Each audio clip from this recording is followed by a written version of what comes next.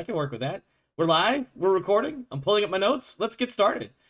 Welcome, my friends, and welcome back to the Krieg Dominion. I am Omar Krieg, your Lord and Commander of the Krieg Dominion, and your host for tonight's event that I should have just went with the way my notes are written, because the way I was going to say it would have been really screwed up. This is Warhammer 40,000 Rogue Trader Tithes of Acheron, and this is also episode 1, that's right, episode 1 of Segmentum 2nd of Crowns and Scepters. And with me are, of course, my wonderful Grimdark players, Alturios, Warner, Darius, and Rev. And I totally said that in an order that is not indicative of what you see on the screen there. So let's take a moment to check in briefly with each of them, see what's new and exciting, and then we'll get started for tonight's new adventure beginning, or something, grammar, words in English. Rev, what's new and exciting for you, my friend? Well, I am trying to get back into my gym routine, so I got up at 4 a.m. this morning That was dumb. and I did mean, brave. No, I think I and was right the did first time. yep, and I managed to, without putting too much impact on my ankles, get in about 45 to 50 minutes of cardio. Well, that's good. What did you do that was less impacting on the soft parts of your legs? That sounded really bad the way I said it. I hope you know what I meant, though. hmm Well, I've got other soft parts I try to avoid putting impact on too, but um, for the purpose of this episode, to avoid putting undue stress on the bones that have been fused together with titanium. That's where I was going with this. hmm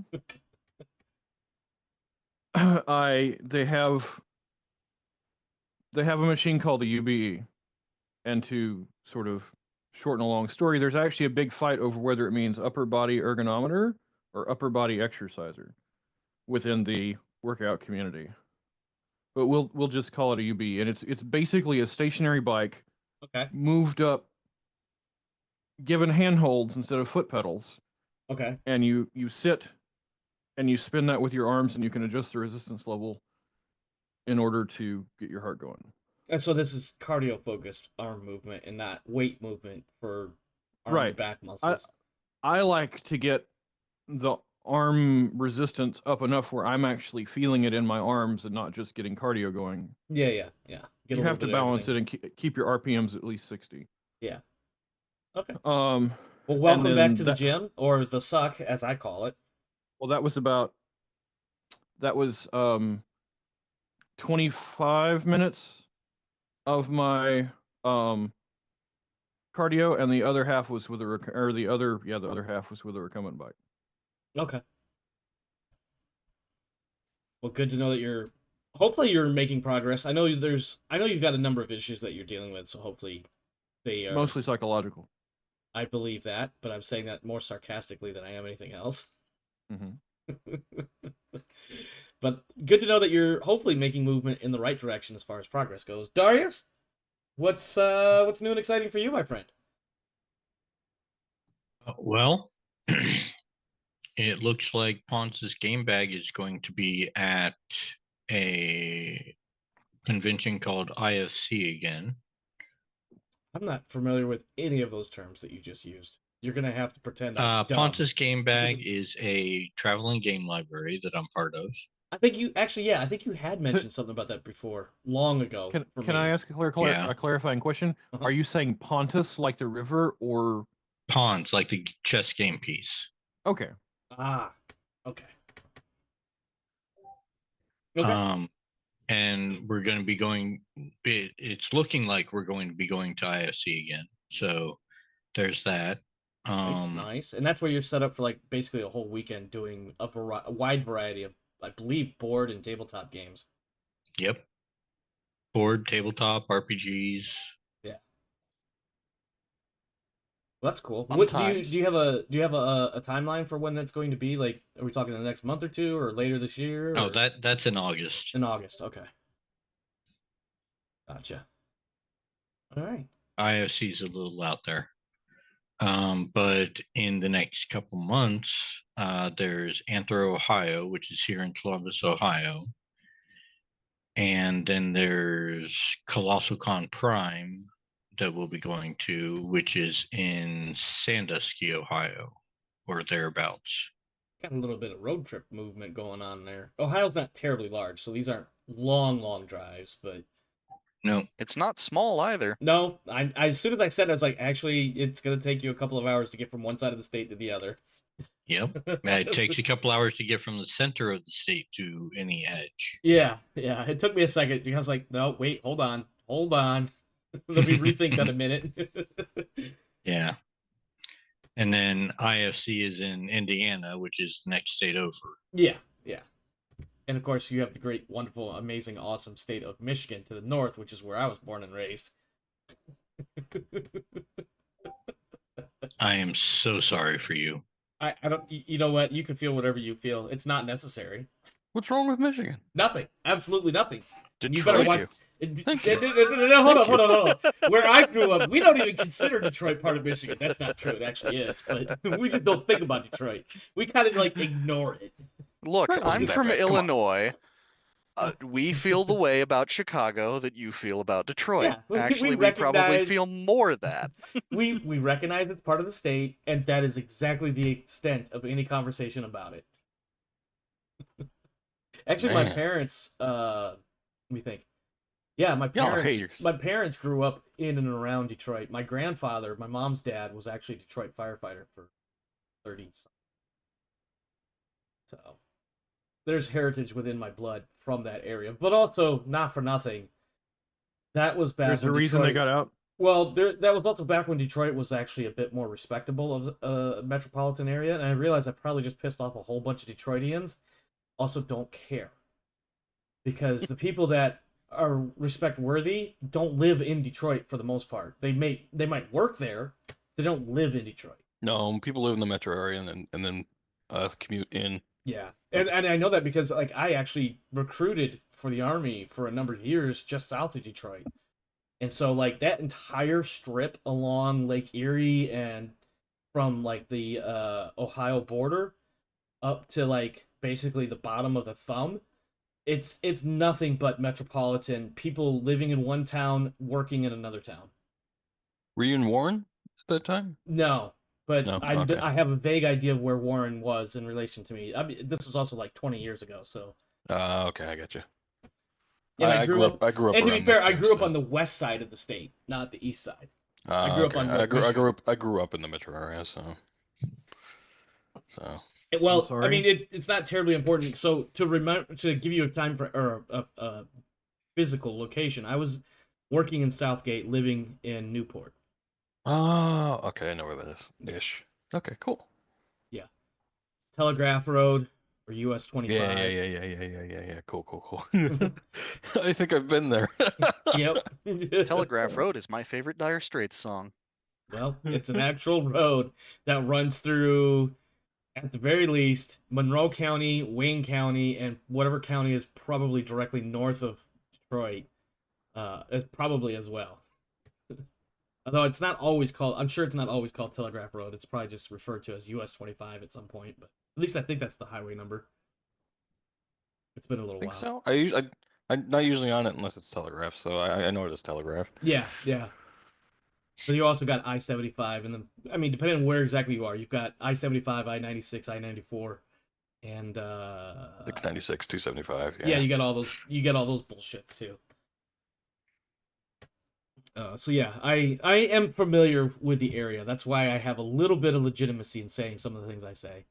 Darian's dipped out, it looks like. I don't know if he's still there or not. I did kind of steamroll still over here. his... Oh, okay. I apologize. We kind of stole your moment, so if you Oh, it's have okay. anything else, please go ahead. No, that was pretty much it. Alright. Sorry for that brief geographic discussion. I have lived and worked in that region, so it was kind of like a mental homecoming for a moment there. Alturios, Yeah. what's new and exciting with you, my tech priest friend? Me and a friend just got done playing a bunch of Helldivers. Nice. The bots got a flamer core. So their infantry units have flamers and flame shotguns, and it's fun. Okay. So I haven't like I barely dabbled my toes in Helldivers, probably because somebody who may or may not be in the Zoom call ruined my experience in my very first drop by putting on the hell level in difficulty. But we won't talk about that right now. No, on the real though, I haven't stuck with the game for much, and I do know that there was a third faction because originally there was what the bugs and the Bugs and the bots, and bugs now and there's bots, the and now there's a squids. third one. What is it? Yeah, the Illuminate or the squids. Okay, gotcha. Your stereotypical UFOs with mind control and mutation abilities. That's not scary at all. They've even got tripods. Ooh, tripods! Let's go back to old school. H.G. Yeah, Wells your rolling war- over in your his war- grave your- right now. War of the World stuff with Death Ray lasers. That's awesome, Yeah, actually. War of the Worlds. Yep. All right, you got anything else, Alterios? Not much. Just played some SS13 earlier, and doing a run of Morrowind. Ooh, That's Morrowind. about it. Now there's a Yeah. there's a name I haven't heard in a good long while. Unless I look on YouTube and ignore the videos that every now and again pop up talking about Morrowind. I Uh, eat beans and I get Morrowind. Please stop. All I know is that Dagoth is one of the best characters in any Elder Scrolls game ever. Say that one more time. I was fiddling with something. What did you say? Morrowind. Yes. Dagoth Okay. He's the main. He's the big bad. I've never played Morrowind. In fact, I didn't get into Aw. Elder Scrolls until Oblivion, and then only Okay. kind of by mistake, and I was on deployment, so not by mistake, like it was a bad thing, but it's just like All right, I'm going randomly. to send you a thing. Okay. And actually, I'm going to send you a couple things. But Sure. Dagoth needs the Dagoth wave Okay. to be experienced. Well, on top of that, it is your Oh. turn. So, what do you have for new and exciting while you're trying to reminisce and/or illuminate me on the ways of Morrowind and its super massive game So exciting for me is I GM an in-person role-playing game on Thursdays, map? Nice. and I am prepping to take my players into the Battle of Luthien, as they are Wolf's Ooh. Dragoons. So I'm trying to make it suitably epic and prepare a bunch of stuff ahead of time. I will Nice. say this: all the Smoke, Jaguar, and Nova Cat mechs you can find, and then multiply them by like 60. What? And then make them work. Make them work for it. Yep. That's awesome, though. That is awesome. So, are you guys playing? So, you're playing A Time of War, or are you doing something slightly different? Or? So at the time I was creating this game, the new BattleTech Destiny had not yet Yes. come out, Okay. and I was like, I don't really want to take these guys through, Mech Warrior, whatever iteration was before it. Yeah, I think it was MechWarrior 3. So I've cobbled together stuff in a system called Cortex Prime. I think I've heard, like, I'm getting It's- vague ideas of it, but go ahead. It's a modular system Mhm. where it's like, here are all these different things that you can, use, pick and choose, mix and match. Okay. And so I use Cortex Prime for the out of mech combat and roleplay stuff, and a simplified but not quite Alpha Strike version of the tabletop rules for tactical combat in mechs. Okay. That does sound interesting. How long has this campaign been going? And obviously it's clan invasion era. Yeah. I started my guys out just before the invasion Okay. and had their first campaign in Razalog, which then promptly got devoured. Yes, as Russell Haig does. So the campaign has been going for, I think, a little over a year now. Okay. Nice. This is going to be the big climactic battle before I cease being GM for a while and give somebody else a chance. And That's awesome. The Battle of Luthien is arguably one of the biggest battles in BattleTech history, short of like I think Absolutely. not necessarily like numbers wise, but like the importance from both political and all that. Oh yeah, Luthien's a big deal. Yeah, it's a I was Like gonna say, big Tucky numbers one. is wise, it was obviously massive. more important, but What'd you say, Rev? I was gonna say, numbers wise, it was pretty big. It It was pretty was. big. I don't remember how many different regiments and clusters and whatnot were involved, but I do know, like it had for as far as like the in-game lore slash universe aspects, like you had Theodore or hold on, nope, not Theodore. I cannot think of his dad's name now. Why can't I think of his dad's name? Takashi. Takashi Kirita. Basically, Death to Mercenaries order eventually gets rescinded because of that. He was not too happy about the mercenaries No, helping no, him. he wasn't. And in fact, it was Theodore that basically, in a few different ways or in a lengthy Bitch way, slapped him. yeah, Yes. basically pushed him into a corner and said, "You will rescind that order because otherwise we have to admit that we are garbage by allowing mercs to save our asses." The It, great yeah, great stuff in the Stackpole novels around that stuff that I have I've never. shamelessly stolen. I haven't read any. There's a lot of BattleTech books that I have not read, as far as like the novels and that. So, 90% of my knowledge for BattleTech lore comes from like um, source books from the RPG or the gaming, basically the gaming side of it, and or Sarna.net or whatever the website Yep. is. So that's where like 90% of my lore knowledge comes from, in which obviously is gonna be missing some things, but yeah, that's awesome. Battle of Luthien is a big fucking thing up as far as basically all the way through the early 3050s. We don't get any major fights like that until later on, and they haven't had a lot of time to get as sufficiently dissected as Luthien has been. Yeah, there are a couple of big ones leading up to it. Yeah, I mean the Battle of Walcott Rasalhague itself. and yeah, That's a big and one. then afterwards, not too distant future, is the big one, which is Tukayid. But Yeah, that one's also arguably a very large one, but like for when Luthien happened, I mean honestly, Tukiyid could not have happened, I think, if Luthien hadn't happened. correct.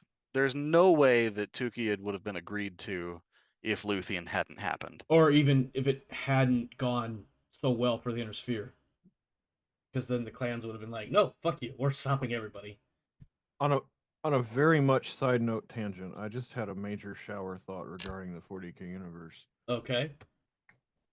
What if the reason that the Emperor needs 1,000 souls a day sacrificed to him is because void shields have been directing all the projectiles that they've absorbed directly at the Astronomicon through the warp? I'm not even sure where to begin on that one. In fact, I kind of want to be like, cool thought, Rev. Moving on. And not in a dismissive way, but more because I don't want to dive into it. I'm scared. That's one of those. I'm not entirely certain what he's been smoking, but it's got to be of a high quality. But there's also like it's also like, hold on, he might be onto something, but I'm scared of the consequences if I dive into that. Like, hold up. Wait a minute. That's virtually anything that you want to peel back the layers on in 40K. That's awesome. You start thinking too much about it, it can get there's a wonky reason in all why sorts of ways. There's a reason why the phrase "a clean mind" or no, an empty mind is a clean mind. It's just leave your mind empty. You're better off, brother. I promise you. Speaking of empty minds, let's get started. We have no previously on the Tithes of Acheron for this segment because we have started a new segmentum. Instead, what we get is a series of shots of the Acheron's ferry as it departs the Shard Halo and moves into the warp, the purple and pink and red and white spilling into space and then swallowing up the ship as a narrator does what narrators do by narrating. And so it begins, the next chapter of our tale. Brave heroes and explorers, having found their treasures and trinkets, travel now to begin the spreading of their tale and the collection of their earned rewards and accolades. But what trepidations and trials remain for them to discover, I wonder. Heavy is the head that bears the crown, they say, and this head, large though it may be, must surely be heavier still. Not for its own mass, but for the weight of the crown it must collect in order to be ordained the king of the domain that he will surely and soon inherit. In the dark, shadow-encrusted rims of the ancient stars that form the last line between light and eternal void, thrums another tune, however. A song of death and destruction, of waiting and persevering, a permanent patience unrelenting. For they have always been, and will always be.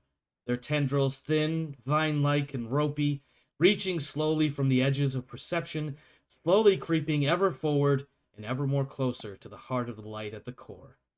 What are the things in that domain for which the crown is sought?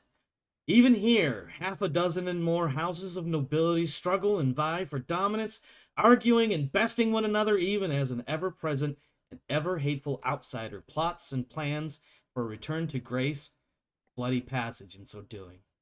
And lastly, we have spoken not at all of, and we have spoken not of all the different ways one can die while in space, nor have we spoken of the 1,000,001 threats to humanity, the enemy within, without, and beyond. While we have spoke of the enemy who waits, who has always been and always will be, we know not and speak not the final enemy awaiting us. Welcome to our new Segmentum. What is this Segmentum, you might wonder? This is the Segmentum 2 of Crowns and Scepters. In short, we're going home, but first we have to go to football. And when we get home on the planet Regius, Brigadier Van... Oh god, I almost forgot his name. Brigadier Gisbeth von Breeze, the third, the first of Avalon, and so many other superfluous titles, will receive his crown and be made the lord of his domain of several planets and millions and millions and millions of people. That said, we have entered the warp, and we have some roles and stuff to do. So first, Navigator attempts a challenging Psyniscience test with only the modifiers already available on the ship.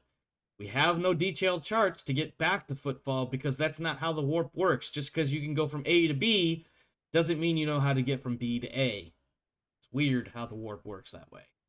So, we roll this Psyniscience challenge. I believe I have some like plus 20 otherwise though because of a book of navigation or something or other that was given to her previously. And she should have an additional bonus for the other thing that we purchased as well. The I think that's where I'm coming up with plus 20 because I think it was plus 10 each, but I could be mistaken. So there was like the astrolabe.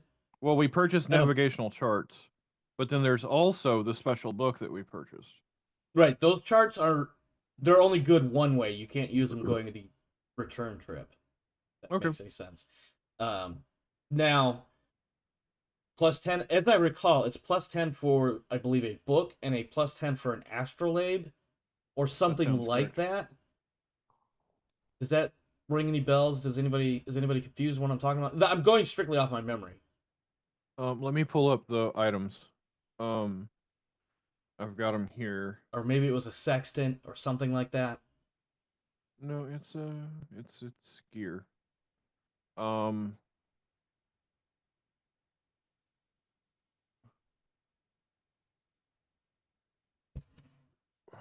Except they separate things out between like gear and some other table.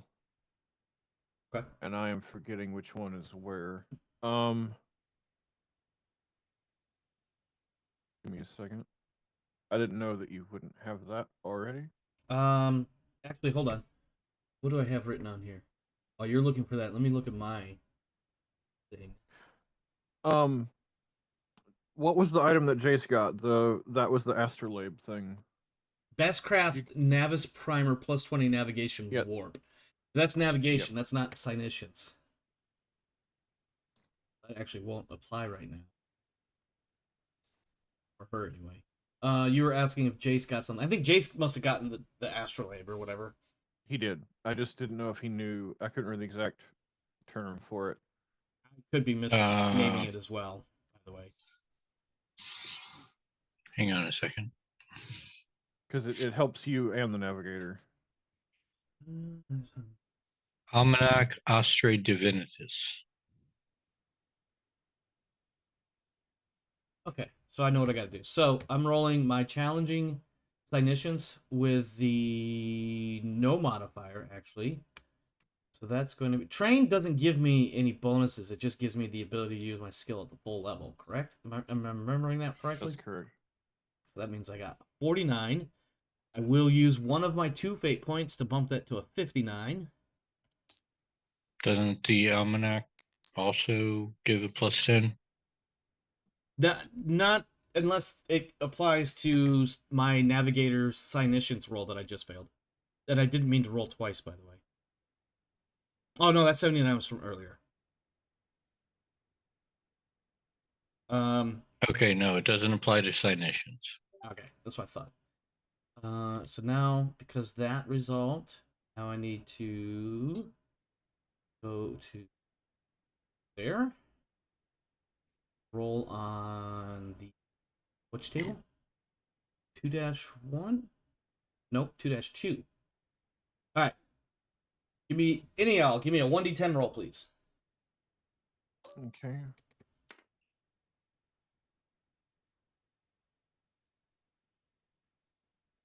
That's on top of what I just rolled. Don't. Oh, I heard the dice roll and thought someone else did it. I rolled, but I also need one of y'all to roll a 1d10. It doesn't matter who, just anybody. Okay. So now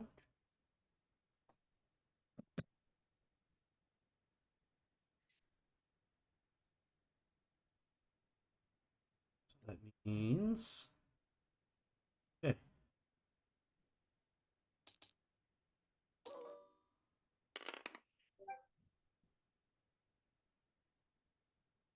That's not horrible. Okay. Nope, I want this one. Alright. Next we have I need to write that down before. Give me 1 second. I gotta keep my notes together.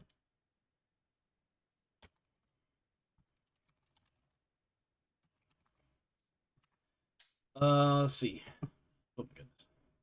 Alright, next we have Warding of the Ill Tidings. House Van Bree's pre-warp rituals and traditions must be observed at the discretion of the Lord Captain. Shall we gather up some coinage, melt it down into a skull to be later hung on the hull of the ship? I believe that was how it goes. Yep. It's hung in the chapel during the voyage. Yes. And then I knew I was upon skipping a completion- crucial step in that ritual. yeah, upon completion of the journey affixed to the hull of the ship. Okay. Now I need a 1d100 roll versus the crew morale, which is at 100. So unless you roll a 100, things will be easy. Okay. Also, if you haven't already, nobody's been injured or anything, so don't need to worry about that. Okay, your morale roll is good. Now, as we translate into the warp itself, I need willpower tests from everybody. So, Lord Captain, plus 20. Reinhardt, plus 30. Jace, plus 30. Icarus, plus 20. I know I ran through that pretty fast, but... You did, but it should be good. Rev Plus how rolling much? twice. Did you fail once and use a fate point? No, the second time was that was a pass. Oh, the first one was for the morale. Crew. Gotcha. Okay. Rev is good. Who's next? I'll go next. All right. Reinhardt is not Nope. good. Abso-freaking-lutely not. Are you The fate point comes out. We ain't doing that. Oh, it's so Homie, funny don't because play like 3 that. rolls ago, that would have been really bad for the crew. I think that's still You know a what? failure. I'll take that. That's still bad, but it's not nearly what was as your- bad. What was your target number? 71. Oh, so you missed it by... Oh, you don't even get a modifier on your psycho or your crazy roll that's coming up in a moment. Okay. And then we have, I believe that's Darius. Missed it by this much. Yep. Darius, I believe that's a pass. That's definitely a pass All right. Icarus. with 3 degrees of success. Nice. And then 51 for Icarus. What's your target? My willpower is 32, and you said a plus what? For Icarus, it's a plus 20, so that's a 51 out of a 52, I think. Yeah, I just passed. All right, by this Just much. barely. All right. Yeah. So for where am I? Here we go. Now we have 1 second. I'm trying to get to the correct table. Warp hallucinations. Go ahead and make that 1d100 roll for me, Reinhardt, with no modifier. Excuse me. 1d100 Oh, says. is this okay? Go ahead, This Rev. is a table roll. You can't help him with this. Yeah. The 71. I was going to ask if fear or pinning applies to this. If you are in my presence, which you are, you get a reroll. It's that's a good question. Let me see what the book actually says. Before I forget. 'Cause, see. What? I It don't won't. know It if won't help. It won't help with failing the warp roll, but it could help with the effects. effects of translations. All characters must make a willpower test as soon as their ship translates to the warp. GM decides test difficulty depending on how often. Blah blah blah blah blah. Character who fails must roll on the table 2-5 warp travel hallucinations, adding +10 for each degree of failure. Unless stated otherwise, the effect lasts until the vessel comes back out, etc., etc. And that's it. It doesn't really specify anything more than just. So this is just what he himself goes No, through. no. I'm saying that whatever he rolls as a result, Mm-hmm. if it is a fear effect, he can re-roll to resist that based off my ability. I see what you're saying. Well, a 71 is the horror. The horror. The character experiences visions that reveal the true horror of reality. This creeps up on him gradually. You gain 2 insanity points immediately, plus Gosh, 1 dang it. for every 30 days in the warp this journey. And I will give you an extra bit here. As you cross through that pencil line thin barrier between real and warp, your mind, for about 4 seconds, all you see is a writhing mass of dark, inky, leathery, but suddenly they're metallic-y tendrils, coils. Think Doc Octopus, but like 77,962 tentacles, writhing chaotically, maddeningly. Sometimes they're leather, scaly. Sometimes they're metallic, shiny. All nefarious. But only 4 seconds as you cross the thin line. Yeah, Warner is going to go to the chapel. You mean and... Reinhardt? Well, or no, you Yes, know what? yes, If Warner wants to yes, go talk to his pastor, yes, that's totally fine too. yes. No, Reinhardt is going to go to the ship's chapel and beseech the God Emperor for brain bleach. Does his medallion? If we're talking about warp, Oh yeah, I've got my. Mystery like that. It's not demon. the It's just warp, because this is about demons. Okay. The medallion. Yeah, this is just a vision, and I think this is a vision that gives you that initial 2 insanity point bump. Did you hit a 10 level insanity? I'm by at chance? 12 now. Okay, so The we've last already. time I gained insanity points, I hit the 10. Okay, and we rolled, and I think the effect Yes. was nothing. I believe. It was correct. Okay. All right. Good. Okay, so we're on track there. All right. Next up, we have. Let's see. Navigator makes a routine +20 Clinician's test. Wait, Warner, your character what? doesn't have jaded? Nope. Oh. Did I miss a step on something? Believe it or not, Did I miss the that one? Give me Arch one- Militant doesn't get that advance. Sorry, guys. Give me. Where I'm at. I may have skipped a step in prepping this stuff, so give me just a second here.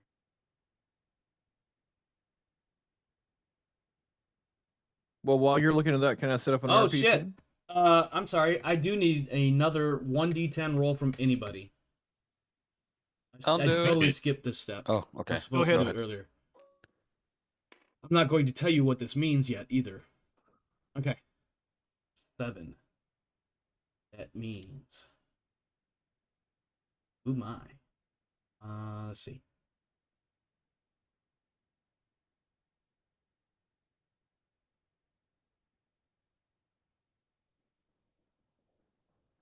Yeah, I'll have to be rank 5 before I get access to Jaded.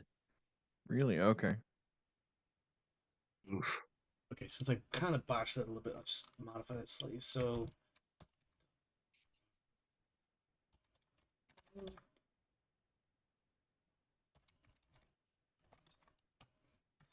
Okay. Then now I get back to the spot.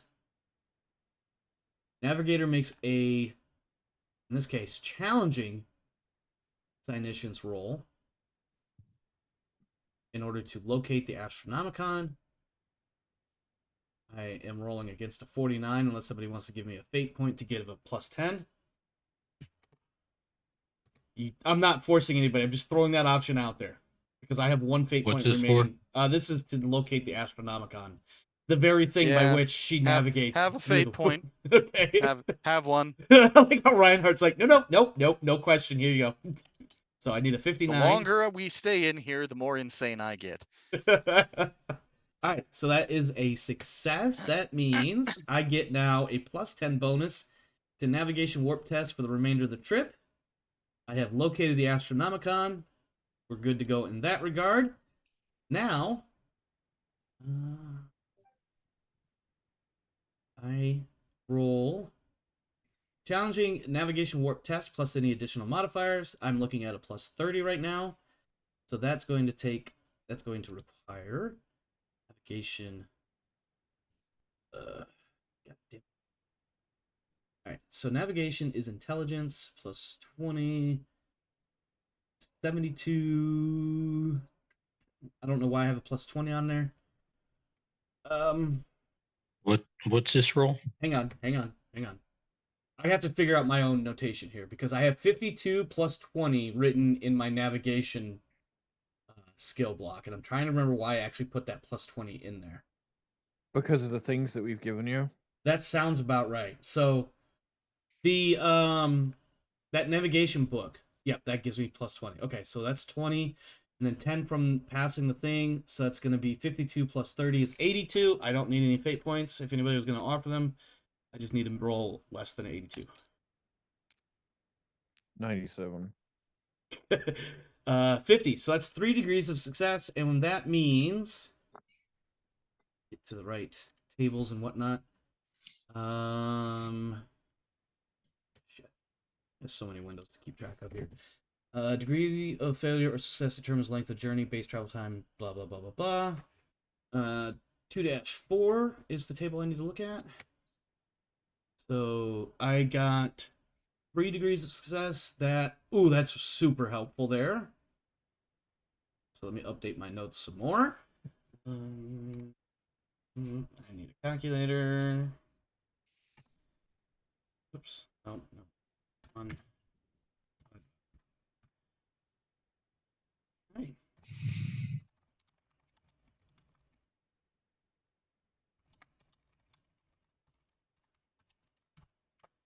All right, good news. We are going to have a grand total of 8 potential warp encounters. Ooh. So how many, just to get this out of the way, Mm-hmm. provided everything goes fine in those encounters, and we don't have any delays, how many insanity points is Warner looking at? 1 additional. Okay. It could be worse. It could be much worse. Could be worse. Because I rolled a total initially, or before that last roll I just did, you were looking at 150 days in the warp. No. I was just like, no. But thankfully, I did really well on that navigation roll. So that 3+ degrees of success on that roll means it basically quarters the previous number I had. So this wonderful die here is our tracker for how many warp encounters we have left. So currently we have 8. There are 38 days in the warp expected. With that said, let me see. What am I doing here? For each 5-day stretch or portion thereof, chance for warp encounters. For each of these stretches, roll on the table 2-6. So I need that open. And Icarus, why don't you give us 2 1D100 rolls, and we'll figure out which one we want to deal with first. 1. So that is a 42. The answer to the life of the universe and everything. It is a stasis physical encounter. So go ahead and make that second roll. 27, which is a delusion mirage, a psychic encounter. So let me give you descriptions. Stasis physical encounter. If the navigator cannot guide the ship to evade this encounter, the ship becomes stuck in a warp rift before drifting free, adding 1d5 days to the journey's duration, which will also spawn another warp encounter. No. Again, We just if we're not able to avoid that physical encounter. The other one, Delusion Mirage, a psychic encounter. If this encounter manifests aboard a vessel, meaning we have not been able to avoid it, each explorer and relevant NPC must make a challenging willpower test or be afflicted with a warp hallucination as per we've rolled already. If the Geller field is fully operational, everybody gets a plus 30 bonus on top of any other bonuses, which your Geller field is, thankfully, currently operational.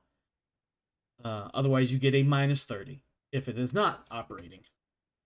Which one would you like to attempt to avoid? I will point out one thing. I have not refined much the psychic encounter avoidance.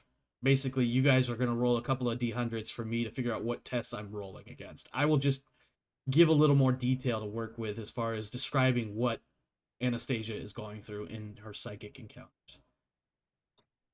But at the moment we have stasis, which is physical, or we have a delusion mirage, which is a psychic encounter. Worst possible situation aside from potentially crazy hallucinations is being held up for an additional 5 days. So And having to roll again. So with delusional, everybody's going to get a plus 30 on top of what they would normally roll for the warp thing, Correct. right? And that's if we don't avoid. That's like Right. So that's if we actually there's hit still it. a chance to avoid it. Right. There's still a chance to avoid it, but it seems like that one is our best chance to, Yeah. even if we don't avoid it, to avoid the effects simply based off of Yeah, how because well you're we looking at typically do. You're looking at plus 50 or plus 60 depending on the individual. Yeah. Yeah. So that might actually be the safer one versus spending up to an additional 5 days in the warp. And Yeah, let's not allow Warner's character to go any crazier than he currently is. yeah, because we're No at 38 days, which is, we hit 45, then we're at the halfway point of the second month, and that's when the second additional point of insanity comes in. Yeah, let's not do that because if he gets too many of those, it's game over. Okay. So it sounds like we are going to attempt to avoid a psychic encounter. For that, I need, let's see. Not sure why that's, oh, there we go. Okay. One of you, Icarus, you rolled the encounters. Why don't you go ahead and give me another 1d100 to see what kind of test I have to pass. Yeah. 75. That is a trial of endurance. I will need to... Okay. And then roll any one die of any sort, Icarus.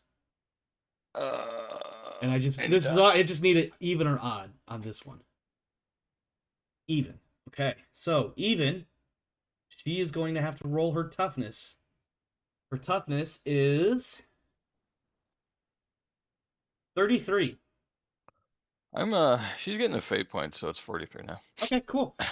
I think what she encounters during her psychic battle is it's a physically demanding, strenuous experience of like, you know what? It's somehow it manifests in her head that she's the one doing Rev's arms only bicycle race, and the only way she can keep like going is she has to keep the RPMs up. If she drops the RPMs, the psychic encounter gets closer. It's kind of like a warpy speed there's a moment. bloodthirster chasing her, and the only thing Can to get I away can with I is a offer stupid bike. can I offer an alternate visual? Sure. I really like that one, so I'm gonna tell you you've got a bit of an uphill climb here. She's in her psychic mind's eye. Uh-huh. She sees our vessel as a boat, and she is literally rowing the boat, and she is having to physically row the boat. Row, row, row your boat. Gently Which is- down the which Here is- I was warp. hearing Gurren Lagann, row, row, fight the power. You know what? Let's take an amalgamation of that. Not only is she moving in a physical sense the Acheron's ferry through the warp, her upper arms, or rather her upper body, is what's driving the ship forward in this. Would you call it the upper body emulator? No, Ergonometer, Yeah. exerciser. yeah, that thing. So that's, and then I want to throw, just because of the idea of the speed. It's if she slows down, the monsters get her. I just really like that. So 43. She gets it. 3 degrees of success. Oh, good God. And that takes us down to 7 remaining. I'll have you know I did the thing where I like tried to hover over the dice with my face and then realized this is virtual tabletop. So- How many days have we been in the warp now? that was just the first 5. Okay. We have Well, 33-ish remaining. Okay. Why? What's your question or what have no, you? no. There's just a couple things I'm gonna do to space out. Oh, gotcha. Yeah, no worries. Somewhere. Do you want to have a scene now? Yeah, sure. Okay. At some point fairly on, and this will be a fairly simple thing, but I'm going to either communicate or in person speak with Icarus. And I'm going to I guess let's do over the radio. I'll summon him to my offices at his earliest convenience.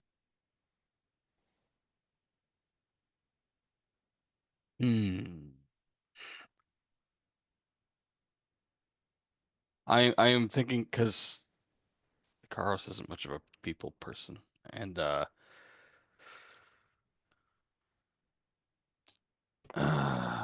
it would probably take the better part of what felt like 4 hours.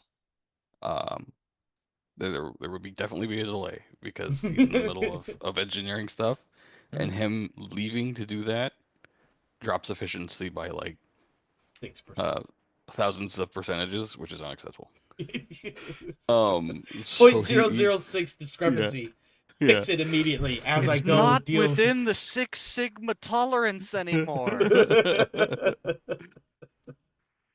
So Persephone says hello. there's definitely going to be a delay, and he's definitely going to be grumpy coming in. Very well. So you're at my office now? Yeah. I hate to take you away from your other duties, but there is a task that I wish for you to undertake in our travels back to Footfall. Additional tasks reduce efficiency. What is it? For Don't one listen of to me. such Don't listen to me.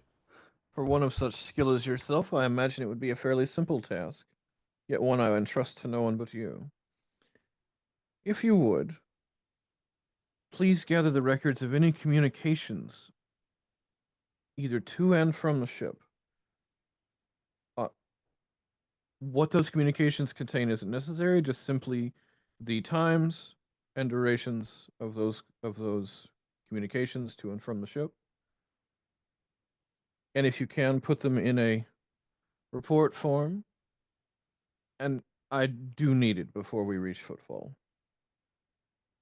Query starting time when, querying ending time when.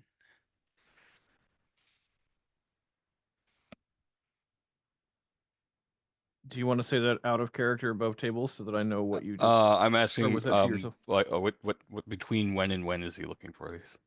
I'm looking for any communications, inbound or outbound, originating or directed at the ship on our previous visit to Footfall. Okay, I gotcha. And preferably put on a data pad of some sort for my perusal. Alright. What's the official term in Warhammer lore? I always forget the minutiae of that. Data slate? Data slate? I was thinking slate, but I didn't want to get it wrong. Yeah, a data slate is, and you know, the format that I want to have that piece of information in. And I apologize for any inefficiencies that this brings to your daily duties. Does he though? Does he really? I just did. Fair enough. Task equals soon to be complete. I like how the explorator is speaking in, you know, tech priesty. I can't think of the right word I want to use. So. Oh, and one other thing. I snake a cable out of my wrist. On our last visit to Footfall, I gained the ability to communicate with machines. Perhaps at some point you could hone my abilities with this, and I snake it back into my wrist. Your GM is going to have questions for you. You know what I purchased, I a mind don't. interface unit. Oh, never mind. Okay. Possibility approaches one. Say again? Possibility approaches one. He's saying it's possible. Right. No. And for future reference, so that you're not blindsided when I throw this on you, Omar, because I have several bits of mind interface unit, type technology, should we reach a very challenging technical use thing, if I was going to offer the option that I basically connect to Alterios and connect to a computer so that he has a direct mind link connection rather than even a binary code. Okay.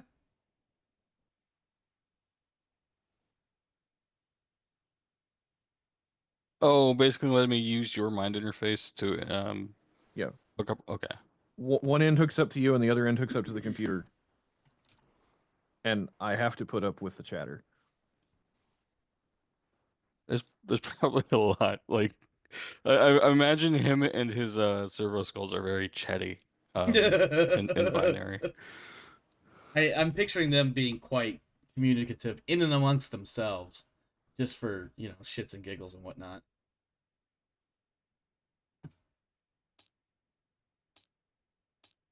But that's really all I had for that scene. Okay. I am in the middle of, while that was going on, of course, in the process of finding it for our table. So, just a The second. Acheron's ferry has drifted into a star. So who's rolling for the Who's rolling for the next warp encounter? Oh, here we go. Give me just a second. Almost done trying to do what I'm trying to do. Okay. Well, let's have a just a. I'll kill some time with Warner. Oh, I got it. The table should be, the table image should be updating right now. I see it. It is. I felt like that was a little bit better. For I an see image. tentacly things. And I see tentacles and I'm scared. Wonder's like, you promised me this was only gonna last 4 seconds. What is this? Just so everybody gets an idea of what I'm talking about, this is oh my wait, goodness! It almost worked. There tentacles. We go. I count at least 12. Yep. Sorry for that slight delay in the imagery there, but that's the image I just uploaded onto the table for our player crew here. Something I totally stole from the internet just now. So, all right. So, Rev, you have this nice little die over here with the 0 on it. That means it's your turn to roll twice to tell us what things we're potentially encountering this time around. Percentage die, correct? Yes, 2 1d100s. 38. That is psychic predators. Sounds scary. And an 18. All's well. No encounter. I wonder what you guys are going to choose. Psychic predators. Well. Psychic predators. No, we're not. 1 o'clock and all is well. I think for the rest of the cast, I'm going to have to pick All's Well. Yes. Let's On see, that how am I note, supposed to sleep with you yelling all's well all the time? Reinhardt, if you would like to attempt your willpower roll again, All right. let me double check that rule. I'm pretty sure I'm right. Let me just double check really quick. Effects of translation, and then, however, every time the GM rolls on the table and receives all's well, any character suffering from warp travel hallucination can shake off the effects if they pass another challenging willpower test, and this will be challenging, but in your case, I believe it's a plus 20 for Reinhardt. Okay. I'm looking at my notes really fast. Give me just. Oh, it's plus 30. It So was a plus 30 Yep, plus last 30 time. So I'm going to spend the fate point now to make it a give plus 40. myself a plus 10 to make it So a willpower plus little 40. more doable. Yeah. Now- Because Okay. So he Do can. you Alright. want to give him your plus 10 command of do better? No. Well, like, let's let this play out. But surely after 2 checks, by the second check, I would have noticed that something's not right with. and I'm gonna fate point that shit. I'm gonna be out of fate points this early in the freaking thing. Well, no. Hear me out. If you fail once more, you're not going to be out any additional insanity, are you? Hey! No, yeah, Look at if he was to have totally failed that, all it would have done was kept that situation on him. All right. So I mean, it's too late now, but here was what I was going to advise Mm-hmm. Warner. Take it. It's not going to be any extra insanity if you fail that one.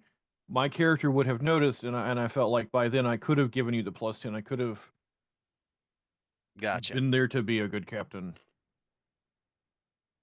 Are you trying to just Well, get rid of that I die, made it. Icarus, Alterios? Or are you just playing with it? I'm fidgeting. Okay. I'm sorry. No, you're good. I saw you moving it. I just wanted to make sure. On that note, Darius, you have the warp encounter die in front of you, so it is your turn to make 2 1d100 rolls, please, to see what kind of craziness we come up with. And we are down to 6 encounters remaining. Hot one. 98. Oof. Not that one. Let's see what 98 is. It is a Is it- table, so That is it's some probably time travel shit right there. Oh, Temporal hole. If the navigator this is a physical encounter. If the navigator cannot lead the vessel away from this encounter, the vessel is sucked from the warp and translated back into reality. Refer to the leaving the warp process, the duration of passage, and the length of the journey through the warp so far. Vessel counts as being severely off course. I take that back. So it's not necessarily time travel, but time travel is one of the possibilities that come up based on this particular encounter coming out of the warp so early. Please make that And second roll. 77? Oh, 77 was your second roll. Etheric Reef, a physical encounter. If the navigator cannot prevent this encounter, the vessel's hull screeches against a jagged fragment of false reality, taking 1d10 plus 2 damage, ignoring the void shields. If the Geller field is damaged, the ship suffers... Well, this doesn't matter because it's not. The Geller field is fine. So, shall we attempt to dodge the reef, or shall we attempt to dodge being punched out of the warp? I say temporal hole just because it's funny. Well, Rev gets 1 vote. There are 3 votes remaining on the table. if we get pulled out of the warp, we have to make the willpower saves again, don't we? Yes. Yes. I love how Yeah. Reinhardt, she's like, yes. So I think I know where that vote's going.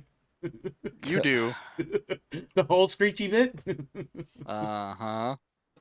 Darius But my- and Icarus? Or, I'm sorry. But my ship. Can the ship's components be damaged from this, or just the hull? Potentially, yeah. I don't know. Like, I'd have to look into the rules a little bit to see what happens if you take so much damage. Potential for interior components being damaged as well.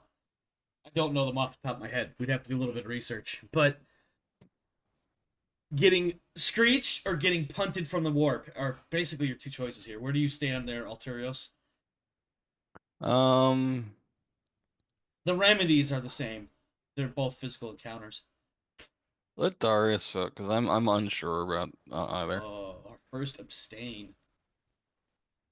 Jace, Wow. what is Jace feeling right now? Is he feeling like maybe he should get on the sticks and avoid? Putting the pressure on me. Yeah. I get to pass the buck because I was asked second. So we have one vote for each, and it's all down to Jace. Yeah, pretty much. One for Screechy Hole, one for punt to the real Well, world. I'd rather not make Warner's character have to make another willpower roll. So let's go for Screechy Hole. All right, Screechy Hole it is.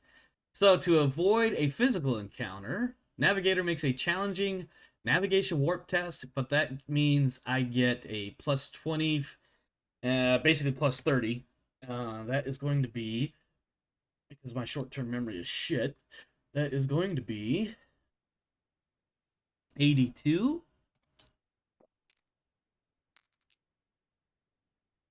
That is an 84.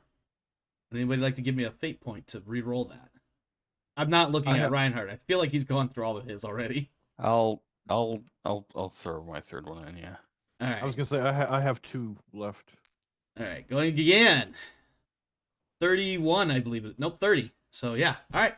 I have made my roll. Now, additionally, Helmsman makes an ordinary plus 10 pilot spacecraft test. I believe you get something else on top of that because you have that Astrolabe of Wonder, whatever the fuck it's called. I made that name up. Don't listen to me. Well, I'm already trained to plus 10. Okay, so that's plus 20 so far. And then you have... Then I've got the Almanac. Almanac. Okay, and that's also a plus 10, or is that a plus 20? That's a plus 10. Okay, so now we're at plus 30. And this is on agility, which is 55. So 85 so far. Right. Um, This is just me. I would say save that fate point because you've got a fairly good chance of making this roll. So 85.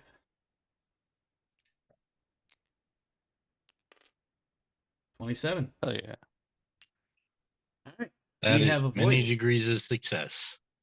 That's like 6 degrees. Yeah. A lot. Yeah. Okay. We have... Any further and you wouldn't know Kevin Bacon. I see what you did there. All right. That is that. We are down to 5 warp encounters remaining. Reinhardt, please give me 2 1d100 rolls, and let's see what comes up this time around. All right.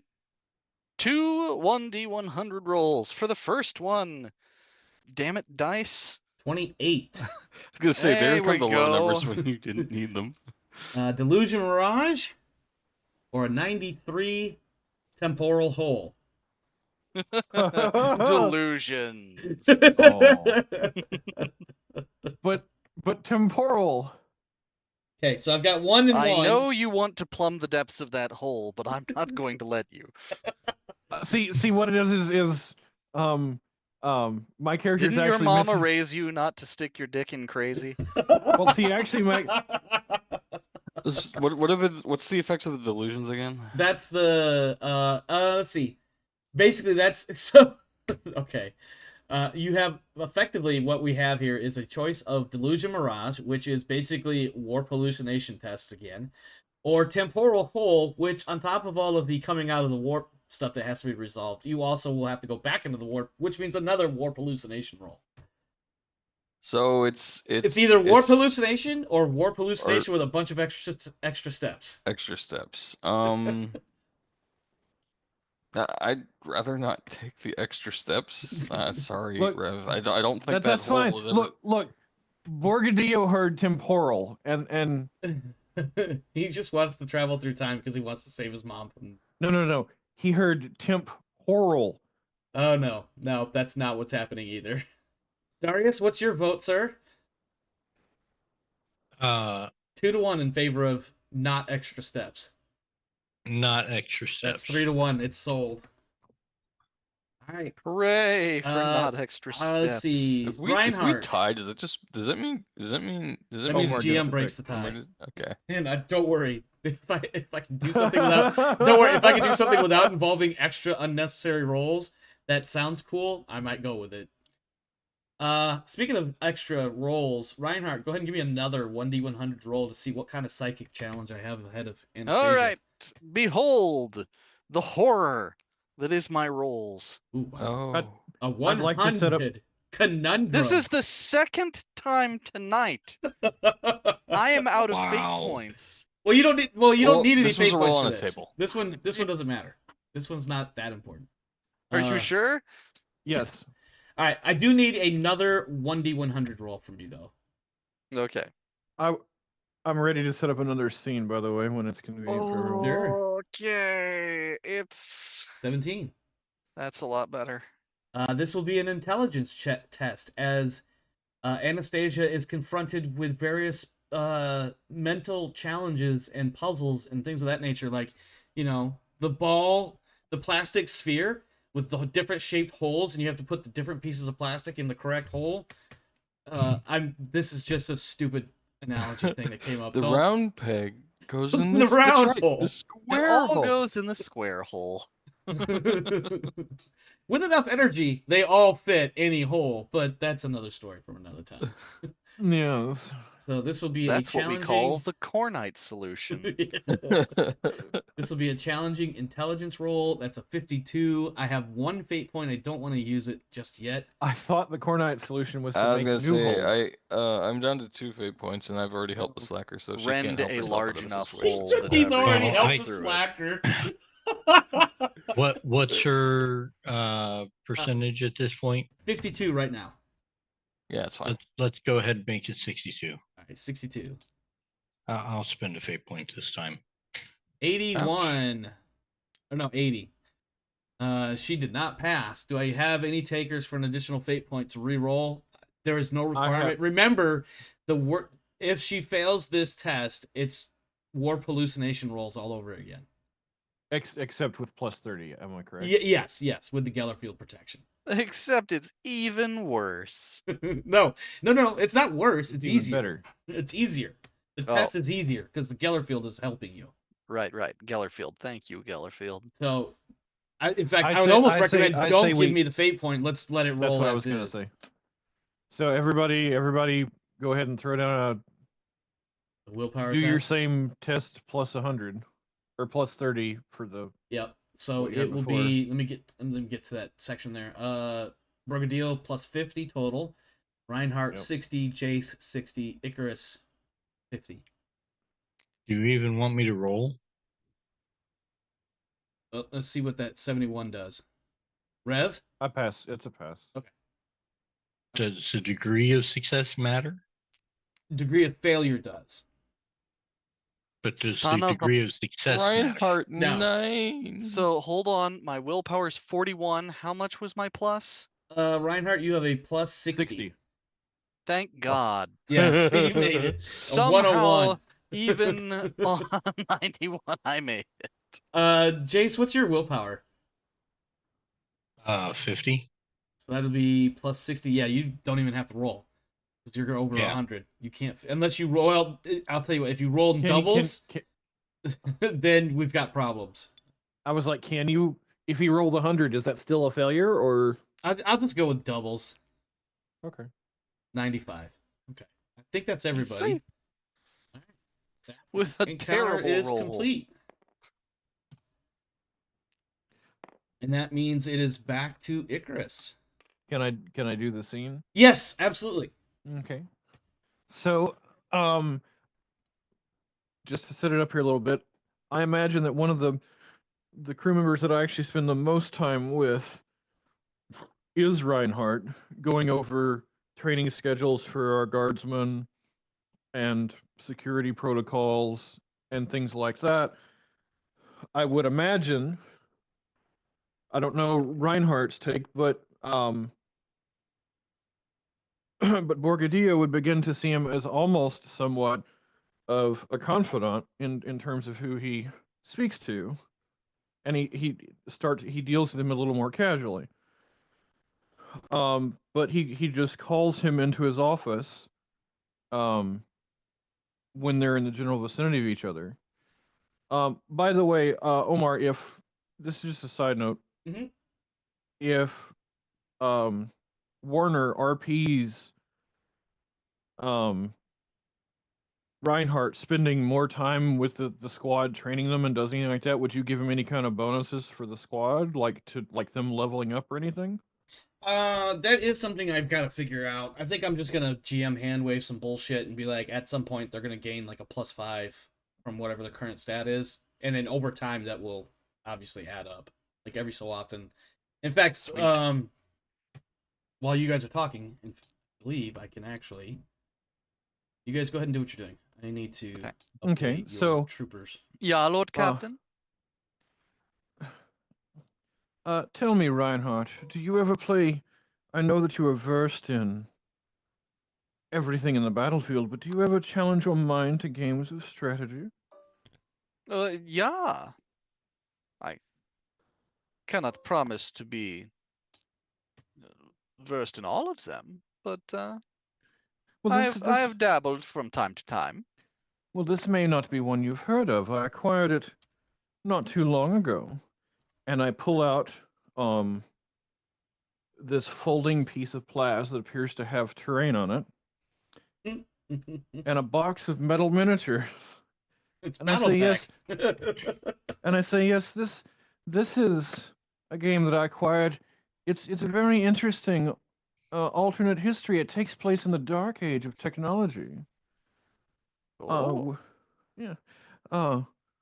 Men are riding around controlling various warhounds and titans, but they don't have anything so guiding as the Emperor. No, they're all fighting each other, and it's very chaotic and full of intrigue and very interesting. yeah. Well, I'd be happy to take a stab at it. Yeah. And so I spend the better part of an hour explaining the basic rules to him and pulling out some dice and having a rudimentary session of battle chess, shall we say. Battle tech use. Uh, Battle Titans. okay, Battle okay, Titans, Battle yeah. Titans. I was actually going to say, didn't BattleTech have? Didn't they have an area they called the Dark Age They do. Yes. It's Yes. that we after don't the, that we don't want to talk about? A lot of people don't want to talk about it. Right. Yes. Yes, the clixification of the. Yeah. Thanks, WizKids. I mean, not for nothing. I think this is strictly my opinion, and then we'll get back on topic. But I think that particular game mode, whatever you want to call it, was the hero clicks or whatever. I thought it was kind of cool, but I never. a played lot that. of people are super used to the way BattleTech was always run before that, which of course was miniatures and paper record sheets and all that. So I can was definitely in- understand people being like, no, no. I heard sir." it wasn't bad. It was just the fact that it was so different from what like BattleTech was. That like Yeah. nobody who originally played BattleTech liked HeroClix. Yeah. And nobody who played HeroClix was like, "What is this stupid? What is this stupid mech thing? I want to Well, play Heroes." I had a very interesting story in my youth with that. I was at an official United States Chess Federation tournament, Mm-hmm. and a couple of the teenagers that got knocked out of the tournament early went to other parts of the mall. It was a convention center that was connected to a mall or something, and they came back with a couple of these HeroClix BattleTech things, and they were kind of in the corner fangirling over them. So that was my first exposure to the BattleTech HeroClix WizKid stuff. Mm-hmm. Okay, so as a real quick aside, the models I'm dropping on table, I have increased their characteristics slightly, anywhere from 2 to 5 points on basically 3 to 5 of their weapon skill, ballistic skill, etc., etc., etc. I haven't changed any other stat. I just changed a handful of their characteristics or attributes or whatever this game calls them by anywhere between 2, 3, or 5 points apiece. Cool. So they What have is been the- increased slightly. What's the bigger one? Probably ballistics. Is probably especially for the troops. No. What is the larger model on the table? Oh, Chef the that's chef. Chef the chef. Why are you giving Jeff upgrades? We're not training Jeff. Jeff got experience, and I haven't been Okay. tracking experience points, so I just Fine. gave him an upgrade. Fine. Yeah. I mean, Jeff was with us in if the we're gonna deep be stuff. dragging him along, then I'd rather him have. Well, The to be fair, problem is there's no Ogren character sheet for Rogue Trader. I'd have to port it over from Only War, which isn't a very straightforward one-to-one conversion. It would take a little bit more brain power, and because of that, I don't prioritize it from one week to the next as I do Well, things that's like prepping the and game that's session. perfectly fine. And to make it easy for Omar, I'm actually planning on leaving Jeff the chef on board the ship once we have a combat servitor with a heavy bolter on it. Yeah, I wonder how you'll get that. Alterios, why don't you go ahead and Because give it's me in the book and two- we can roll for it. Why don't you go ahead and give me two 1d100 rolls so I don't have to think about this combat servitor bullshit. 94. Rev's favorite, temporal hole. What's we get 2 90s and then like I have no choice. Well, that's an 8. So Ah! you now have. So I'll All start is with. well Hold on. versus I'm temporal going to hole. start the vote here with Alterios. Nothing happens or temporal hole.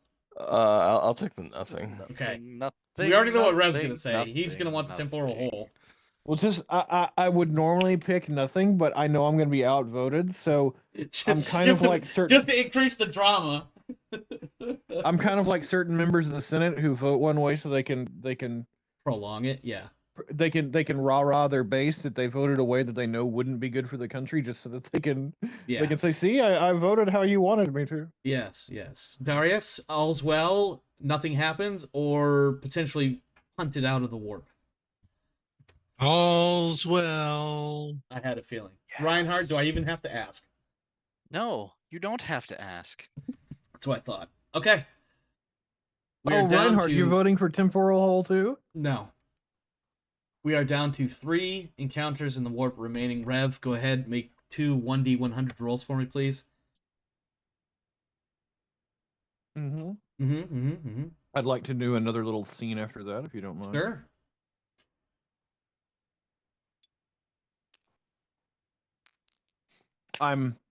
That's a 12. That's all's well. Again. Can we just do all's well and be done with it so we speed up the Uh, roll? just because I'm curious to see what the other option that we won't even vote on is. Come on, temporal hole.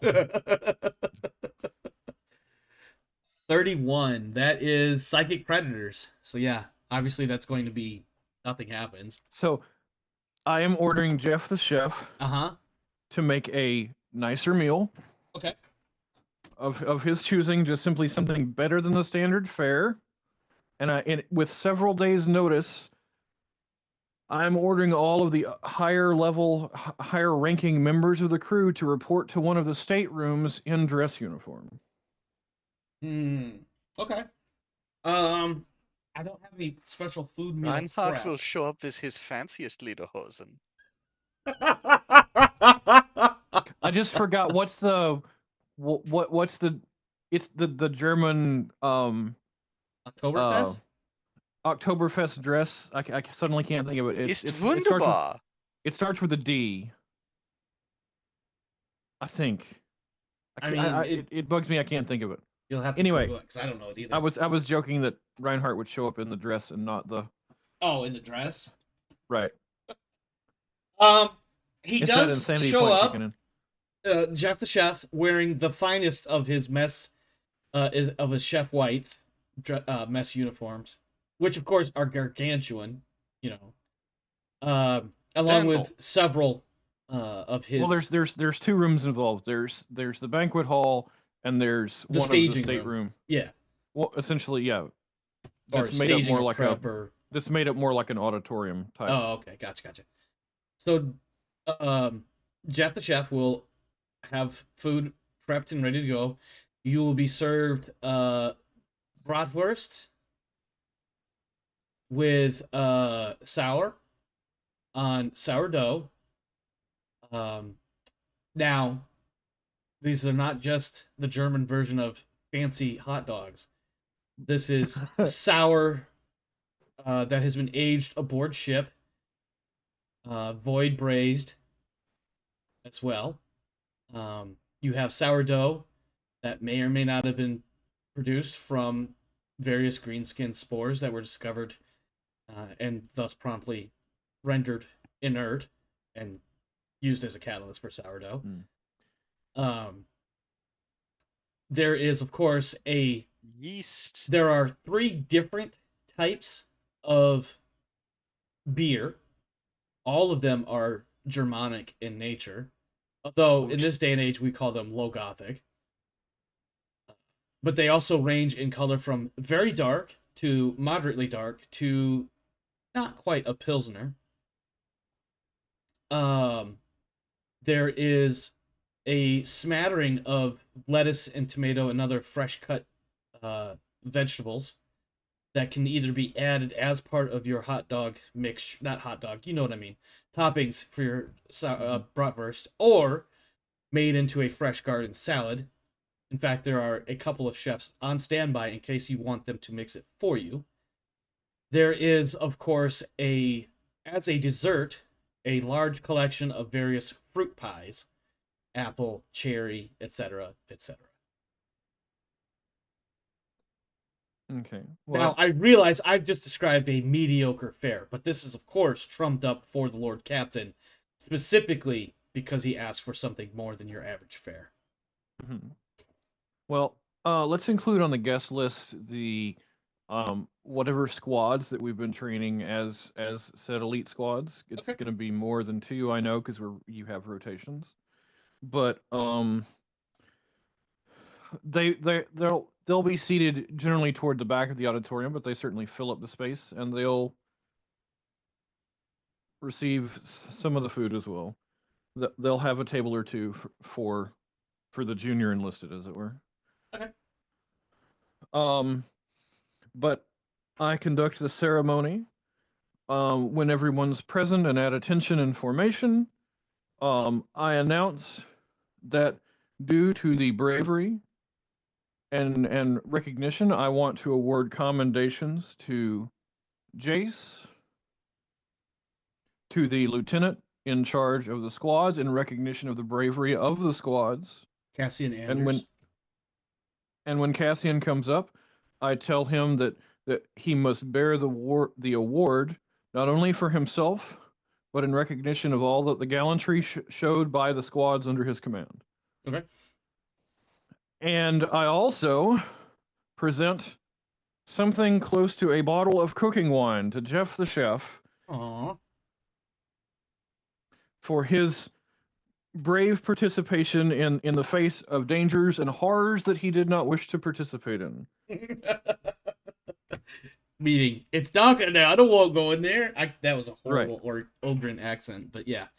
He very gently, gingerly even, receives your bottle of wine and thanks you profusely, and then leans over to one of his cook compatriots and very quietly, as quietly as an Ogren can whisper, "This for drinking, this for cooking." As a question, because I just realized my question tone didn't really translate very well, I'm sure. Well, I would have, in the presentation, and forgive me for not having a speech prepared, I should have.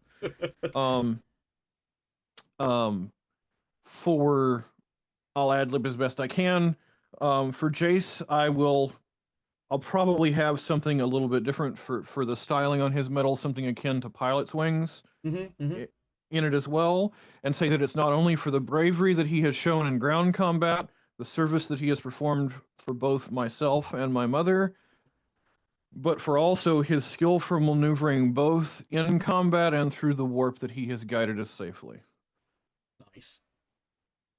And for Jeff, when I present it to him, I am going to, obviously, I wouldn't tell him that this is to elevate his cooking to a new level. For cooking, yes. Thank you. Thank you, little captain. Appreciate this. That's too many syllables. I think he says, you get the thank you, Lord Captain, and then he gets, I like this wine. This good wine. And he sniffs the bottle, even though he can't really smell the wine yet because it's not open. And after the award is presented to everyone, I call for rounds of cheers and applause. Hip, Everyone hip, gets their huzzah, or whatever. everyone gets their hurrahs. I keep it fairly sweet, fairly short, and we adjourn for food. And everyone has, unless you want to roll some sort of like a brawl breaks out between someone, or there's some other drama that other crew members wish to have. I do have one. So I want you to imagine that some of the player characters would probably have noticed, and Jeff would have definitely, because he set this all up, that a lot of the bratwurst is the individual links, and they're still, linked together. So you got these long lines of bratwurst, basically, but it's all nice, neatly coiled inside containers to keep them warm and not to get dried out and all that stuff. However, when you guys break from the award presentations and everybody starts to go get their food, there is a bit of a brief hubbub and some exclamations of "what the shit," etc. And then Jeff, the chef, is seen trembling as it is later revealed, or eventually revealed, that many of those links of bratwurst have been repositioned to represent coiling tentacles. The food otherwise is just fine if you want to eat it. There's nothing wrong with that. Nothing will happen. And that is told to you above board. So if your character would not get the one thing I would ask. Mm-hmm. RP wise, I've presented the medal. I've said what I've had to say. Does Jace have anything to say as he's being given the medal? We sort of skipped that. Yes, I do apologize. Oh, I would accept it gratefully and say something along the lines of some form of gratitude towards you. And then bratwurst tentacles. Mm-hmm. Or I'm sorry, I think tentacle bratwurst would be a bit more accurate. I'm curious, actually, how would Reinhardt react to that? Tentacle bratwurst? Yeah, it's now to be clear, these are bratwurst. There's ye old standard bratwurst, but because they're all still linked and tied or whatever, when you come back into where the food is being stored or prepped, instead of being nice, neat lines of, say 5 or 6 individual links, it's now tentacles, spirally-ish designs. Very much chaos influenced. But nothing has been tainted. Other than they're repositioned. It presents as chaosy tentacles. Mm-hmm. It's, when you set something some way, you come back to it a few minutes later, and it's been repositioned by 90 degrees or some shit, and maybe somebody walked by and bumped Reinhardt will wear his very best scornful, angry German look as he eats the bratwurst. I'm sorry. Just no. If it was just, look, Reinhardt knows an old saying that those who wish to enjoy laws and sausage should see neither made. So as I understand it, the bratwurst was arranged by someone to look like chaos tentacles. Right, and to be clear, when I say chaos, I don't mean like the 8-pointed star or anything like that. It's just there's definitely warp influence in the positioning. But but not the touching. Reinhardt doesn't want anything to do with the God Emperor. The God Emperor will remember your reluctance to touch this meat. Given that we have all seen something of this nature, and I've heard stories that I haven't relayed to anyone, I would be finding out who arranged the sausages like that on the table. Quietly. Yeah. Are you talking to anybody here and now? Yes, I would be pulling aside the first person of any relevance that I see who would be involved with. Yeah, the first person under Jeff the chef. Yeah, well, so I'll give you a choice. You've got Jeff the chef or the person who is standing station over the bratwurst containers. I'm grabbing them by the collar and pulling them almost nose to nose and said, "Who made this arrangement?" The under chef, for lack of a better thing to call it, has sous chef. Yes, the sous. Thank you, the sous chef. Seems so weird when I'm talking about bratwurst here to call him a sous chef, but anyway, the sous chef has a look of complete confusion and is in a state of disarray, and profusely proclaims that He had nothing to do with it. In his mind, the bratwurst was neatly arrayed, stacked in lines, and then literally in the blink of an eye, it was coily, spirally, chaosy shit, and the Lord Captain is furious. Jeff the chef is also angry because obviously this is his passion, and he looks like he Right. wants to break the sous chef.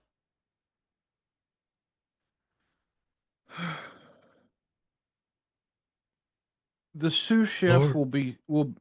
will be sent to whatever we have for any sort of internal policing. Our You have a brig. well, no. I mean, we have something akin to.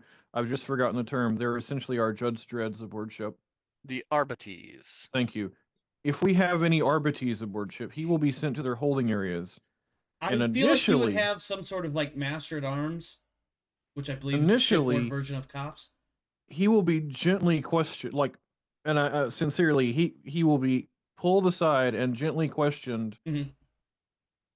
until it is determined, as you have stated above the table, that he had nothing to do with and doesn't know how it got that way. But we're still taking this very seriously. Yeah.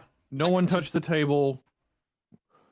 Yeah, I think as you over the next however many hours or days that you're actively investigating this, it comes out that effectively what has happened is the food was prepped and staged and arrayed.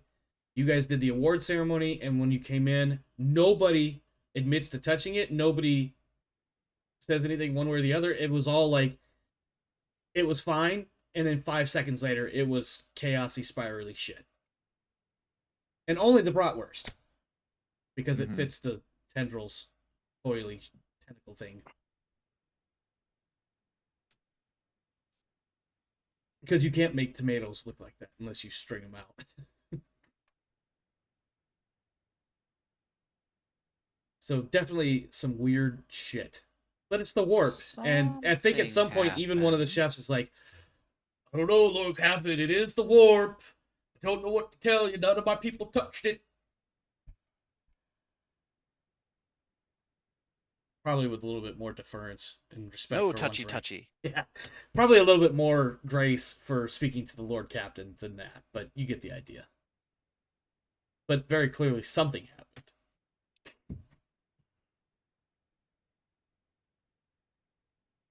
That said, all of the other food is absolutely fine in every aspect possible. And in fact, if anybody were to eat the bratwurst, absolutely nothing bad happens. But I'm not going to Okay. fault anybody for not wanting to touch it.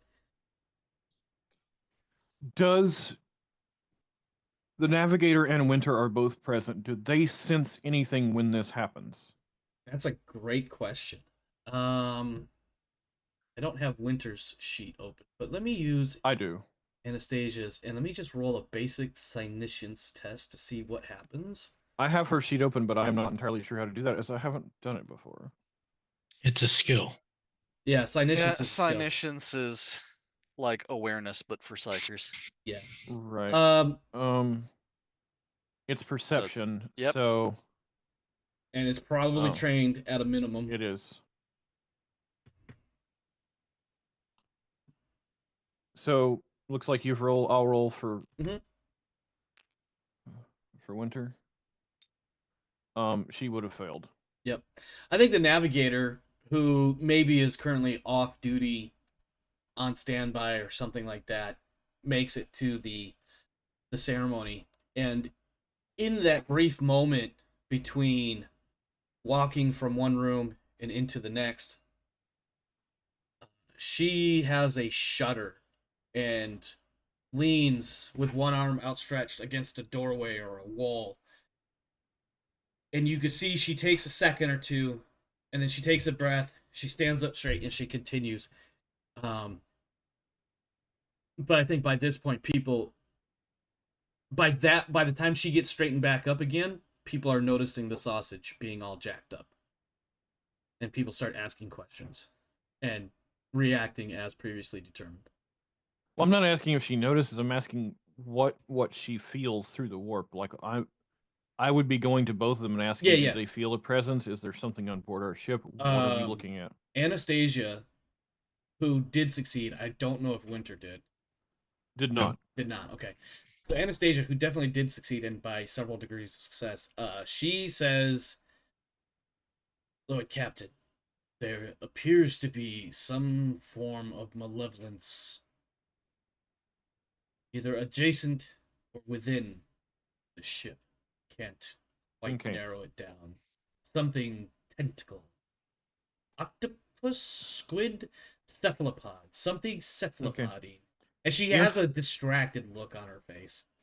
I know on board the ship exactly where the alien artifact Yes. is, and I point through the ship in the direction that I said, is it from that direction of the ship? I want you to imagine an albino going pale.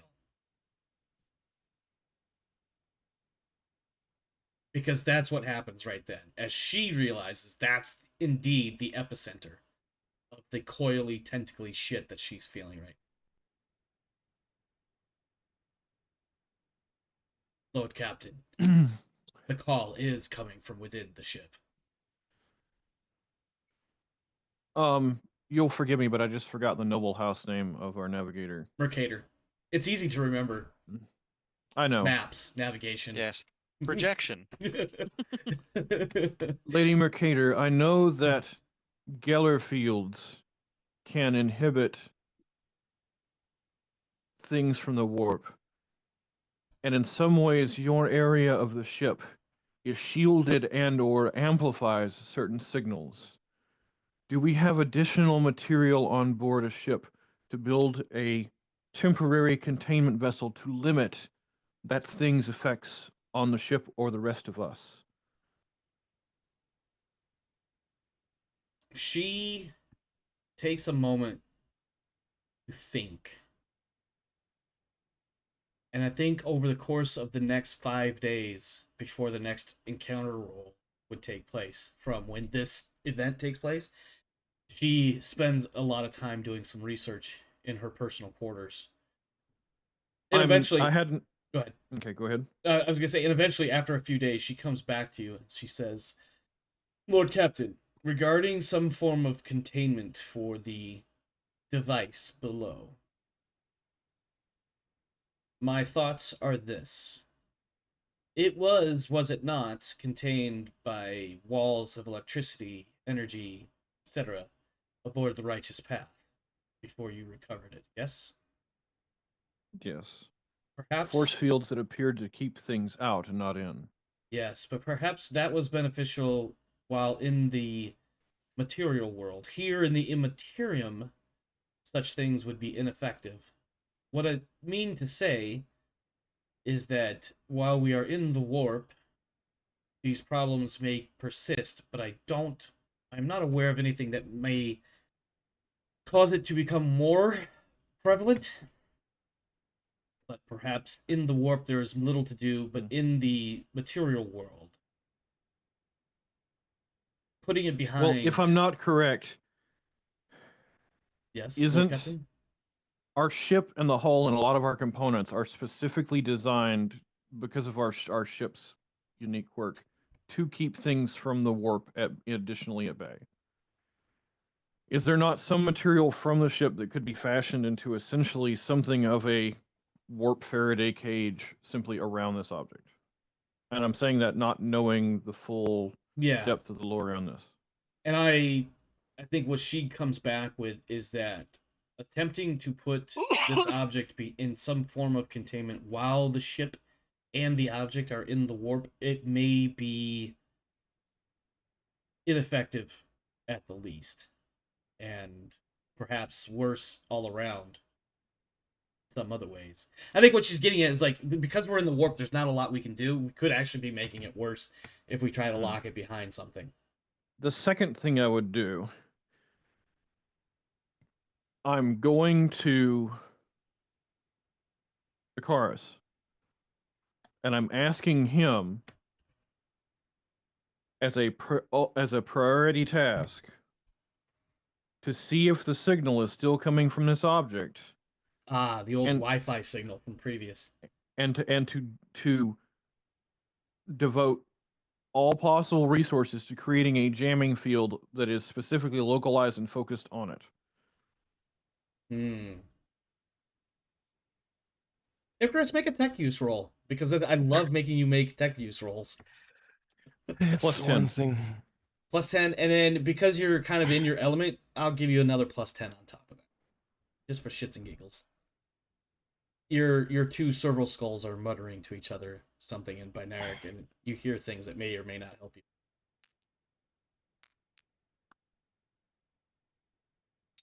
Okay. That's a 52 against what? What was your 2 target? against a 78. Okay, so 2 degrees of success. You determine that there is a way to put some sort of not noise. It'd be more like a Wi-Fi canceling device. Signal interference. Yeah, signal interference. As we had Jamming. discussed once before, what you're not aware of is whether or not that would do anything insofar as the weird warpy sausage bit trick. But No, but only I'm doing time will anything tell I with can. that one.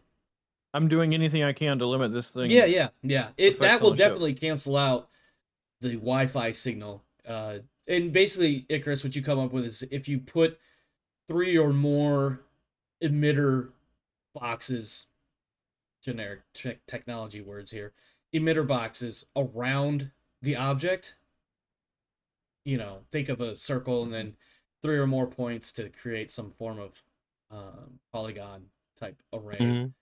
That will cancel out whatever Wi-Fi signal it's been emitting, which may or may not reduce or defeat the warpy bits that are taking place.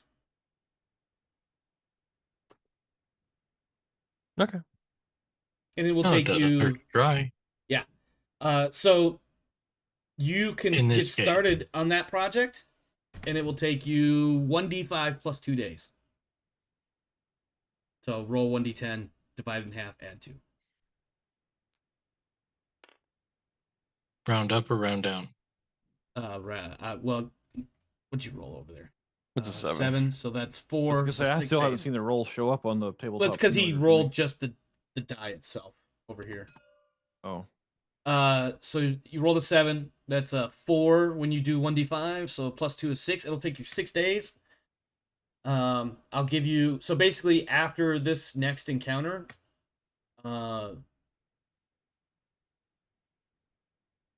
yeah. So that you basically use up this whole time before the next encounter, and then a couple of days after, before you have your stuff set up.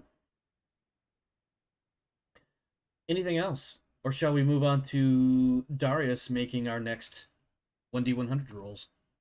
I'll save any more RP I have for later. I think we've had enough of that for now. Yes, because that definitely ballooned into something crazy. All right, Darius, go ahead and give me 2 1d100 rolls. I do appreciate the random RP though. That's I do have a couple more. I do have a couple more for the space travel tonight if we have time. Okay. But they're Wait, small. why is Warner making a... that was supposed to be Do you Darius.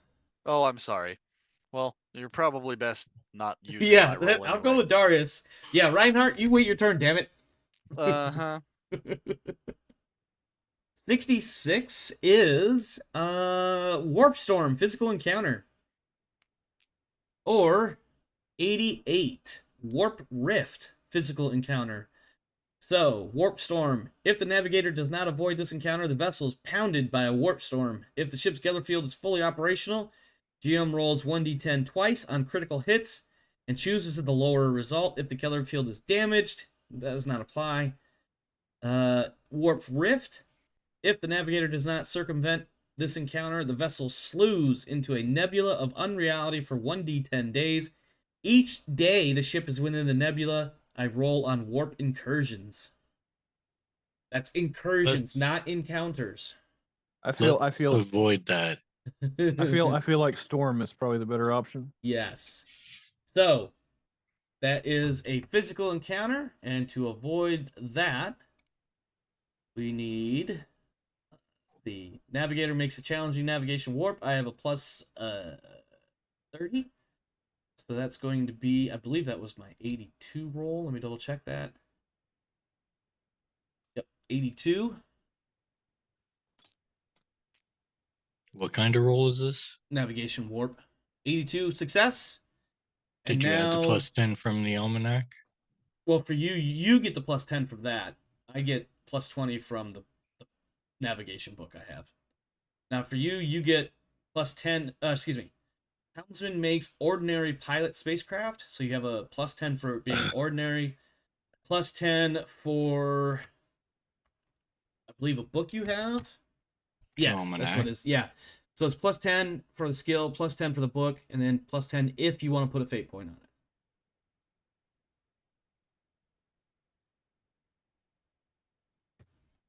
Why do I feel like that's not everything? I believe it is, though. I could be wrong. I may have missed something. Oh, because the Lord Captain could give you an additional plus 10 if you want. Pilot better. Oh, and I have pilot spacecraft at plus 10. Okay, so that's plus 10 from the skill, plus 10 for your training, plus 10 for the book. Is the Rogue Trader giving you an additional plus 10 for a total of plus 40? Well, I suppose so. I would definitely be on the bridge and not want to hit a warp storm. Yes, so yeah, you got a piloting skill plus 40. Okay, that's 95. Don't fail.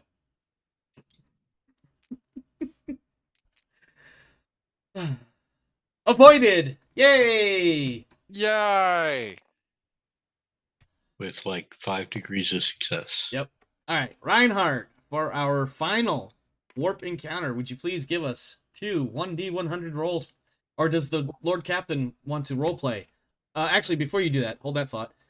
Icarus, about 3 days after that last possible encounter with the warp storm, your warp cancel or not warp, your Wi-Fi cancellation device array is ready for deployment. Is it really that hard for you to say jamming array? Yes, evidently. I mean, it probably has an actual like name and I'm just 40K making. Listen, that's- some of this that's stuff I'm bullshit. totally making up on the fly and trying to stick with it. So, Hey, just call it ECM. I guess that's well, EMI might be a little bit more accurate, but I digress. You have Just call it a this, thingy like I do with everything. yeah. You have it's a thingy that jams things, and you may now deploy it. ESI, electronic signals interference. Is there any other role play before Reinhardt makes these rolls? Yes. Okay. Go ahead. I will say I am making it a point while I'm assuming I'm aware when he's finished with a project, and I am pulling aside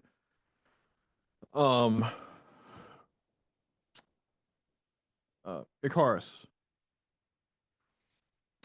And I have a what is this game's equivalent of cardboard? You'll forgive me if above the table here. I'm not sure. Or Probably even cardboard. I don't think cardboard.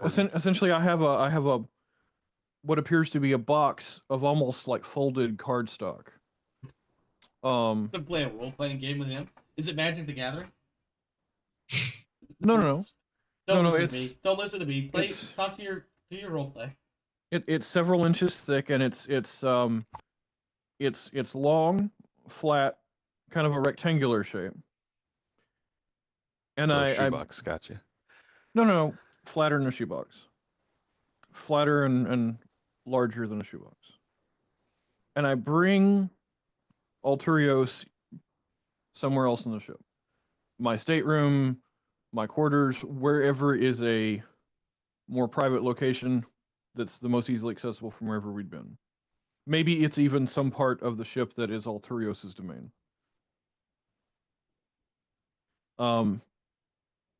Given that it's in the cargo hold and we're more likely near the engines, where would you think that would be? Would we be in my domain of the ship or yours? Probably yours, unless you want to be somewhere within the bowels of the engine. Somewhere simply more private, not necessarily near the device. I didn't, Yeah, I gotcha. So my stateroom then. We've gone back to my stateroom and I have this box. And I'd say we've had a bit of an emergency these past few days, and I'd wish to present this to you under more auspicious circumstances, but I feel, especially after the work you've done, this is a fitting reward. And I have him. I open the box. I present the box to him. Do you open it or do you just leave with it? Uh, I, I mean, I'll open it here. It seems rude to just walk off. Well, there's actually different cultures that think it's rude to open a present in front of the person who gave it to you. But anyway, um, it's up to you. That's why I asked. Inside, you see what? How would you describe the robes that you're currently wearing? Um, they're nothing special. It looks pretty much like you see on the model. They're your standard red Mechanicus robes with a bit of gold lace trim. It's not as big as it is on the model, but he does These have are splashes of gold. inside. You see a slightly darker red robe Hmm. with the gold embroidery, and the material. If you were to judge the material, this looks like a slightly finer material, possibly slightly sturdier than the material that you were wearing, but it is covered with various. It has the Mechanicus symbol, and other symbols frequently seen adorning Mechanicus objects. It is a lavish, well decorated Mechanicus robe. You got some new duds, man.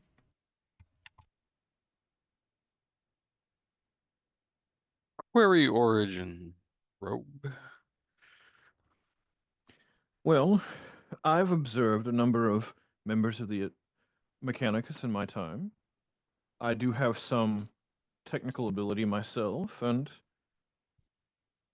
I felt that it would be a fitting gesture for your status as a member of my chief staff and as engine seer for the ship that you have robes and finery befitting your station. Consider it a small token of my appreciation. And I can't have any member of my command staff looking shabby whenever we go to meet dignitaries, now can I? Someone's drawing on. I'm sorry, that's totally me because I love that fucking line. Query origin robe. I've picked up a couple of habits because on this D&D game that we're playing, we have a Kenku, so they have to pick and choose words they can actually speak. Just loved it. I'm sorry, I did not mean to be that disruptive, but So I am. That's But cool. it's not sourced from it's not any sort of Mechanicus made robe. In fact, depending on if the GM wants to have it, there may actually be something that the Mechanicus would balk at because the robe was simply it's not part made. of It's the. not. It's not. It was made on board ship. Yeah. I'm trying to think of the right word, but you know, like when Nike. It's not officially sanctioned. It's not It's like when you yeah, go to a it's third, not when you go to another country and you find American products there, but it's made by Nuke, not Nike. So it's clearly a finer material, but possibly not Yeah. officially got you. sanctioned. Yeah. All right. Thanksgiving christening needed. We'll drape over engine. He's gonna spill some engine grease on it. No, I'm sorry. hopefully, God, I'm horrible. Please continue. well, it's a good thing that I had it treated with the best waterproofing agents that we had.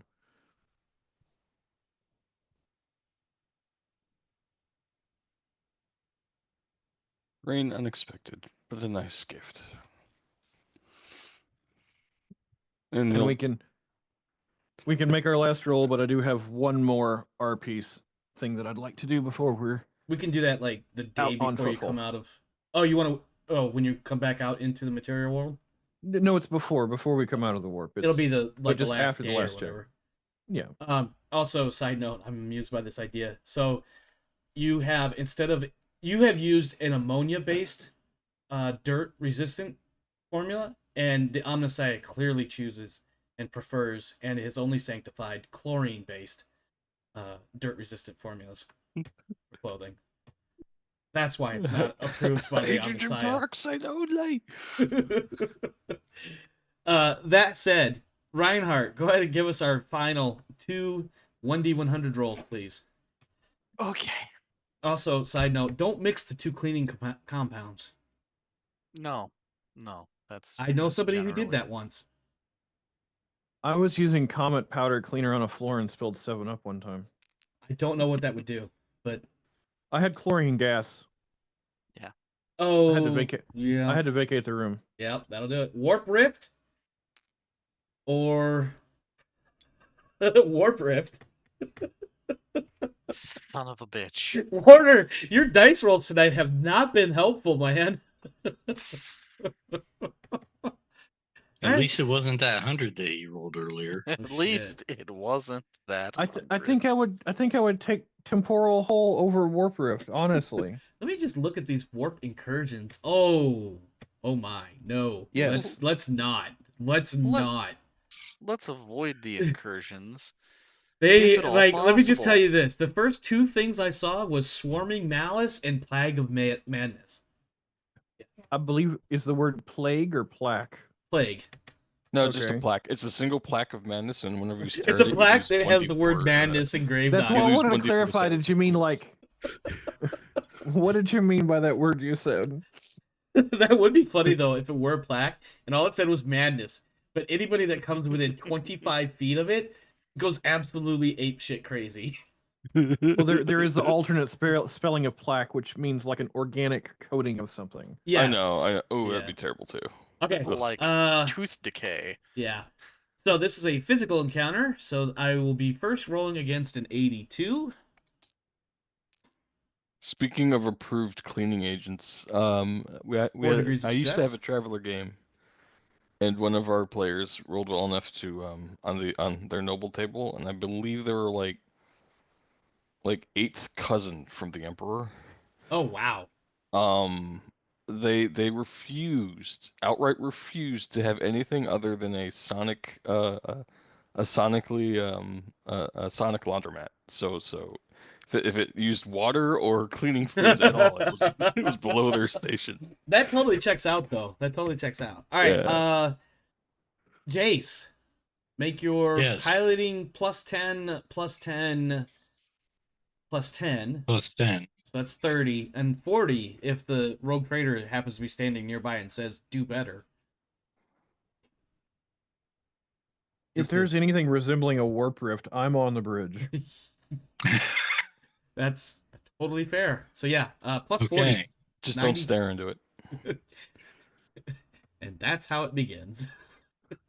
Right. Well, actually, So it begins. I see actually both during warp past and travel, all future. of the viewports are closed, and I'm simply staring at sensors. You mean we're not going to be in that observation dome? Oh my god. I That's- am burning a fate point on that. 98 after we What did you literally have just to said roll don't under? stare into it. He has to roll under a 95. He gets a 98 after Icarus says just don't stare into it. Stop jinxing me. I can't help it, man. 7 There, degrees of that's better. success. Okay. He, All right. He said, "The light's so bright, I can't help it." All right, let's do this last roleplay seed, and then we will come out of the warp and arrive at Footfall. Okay. Go ahead, Rev. Take it away. So for the last roleplay scene, Reinhardt is in his quarters. I'm assuming after a day of guarding me and training the soldiers and whatever other duties he may account for himself. And cleaning my weapons. Can't forget the Rigorously. weapons. You might even be cleaning your weapons when you hear a knock on your door. Would you clean your weapons in what would amount to the armory or in your quarters? Definitely in my quarters. That's in the armory. Yeah. Enter. And I come in. I believe I just said enter. And I said, and I come in. Oh, very good. The Lord Captain is now standing in your I quarters. heard, can I come in? That's what I Oh. heard too. No. I'm standing in your quarters. How do you greet this intrusion into your private space? Lord Captain, and what brings you here? Reinhardt, I know that you value your monetary reward, Yeah. but I don't want you to think that your participations are not recognized. Forgive me, but I did not think you would appreciate, as well as the others, a more public, formal recognition. But I did have a small token that I wish to present to you to remind you, or to serve as a reminder of how I appreciate your service. And it is it's about the size of your standard greeting card in terms of the base, but it's slightly gray angled sides with a silver plaque on the front. And forgive me, but what is Reinhardt's full name? The full name is Reinhard der Amelungen. Der Amelungen. The placard on the front of it reads, "To the future Governor der Amelungen," and it is the hologram. It is a generic hologram of a world. Oh, that, yes. Reinhardt will just break into a maniacal grin and say, Lord Captain, you have no idea. This is very welcome. And you are absolutely correct. I appreciate this gifting not being in full sight of the crew. I understand that some of the soldiers on board think I may have delusions of grandeur, and I believe they have termed it a god complex or something like that. I don't know. I also hear them call me slave driver behind my back. I wonder if I'm doing something wrong. Anyways, not to make any of that exacerbated. So yes, vielen Danke. I will remind you, my good man, the world in question has not yet been determined, nor the timetable. I simply wish you to be aware that you are appreciated, and that I am keeping your long-term goals in mind in our future endeavors. Ja, mein Hauptmann. Have a good day, and enjoy cleaning your accoutrement. I do I apologize. very much intend to. I do apologize for the table looking for more images to visually appeal to you. Give me. I do a nod and a hand flourish, and I back out of the room. It's perfect. That looks amazing. Sorry, don't mind me. Reinhardt will take a very brief moment as soon as the captain leaves to place said plaque directly where he can stare at it as he goes to sleep at night. It's the last thing he sees every night. This is a small holographic projector with slightly sloped sides that would sit on a shelf, not hang. Just to be clear. Yeah, he'll jury engineer some sort of platform for it. I was gonna say bedside table would be the sort of place it could be placed, or on a shelf. Mm-hmm. All right, good to go. I almost interrupted a couple times there. I'm trying to get better about not interrupting, but good to go. All right. In which case, you come out of the warp. We don't need to make any special rolls or anything. It has been exactly the same number of days that I said it would be earlier, which I believe was 38. Nothing has changed that. So let me update your ship's arrival. So 259 plus 38 is 297. When did Icarus get that communications log excerpt that I requested to me?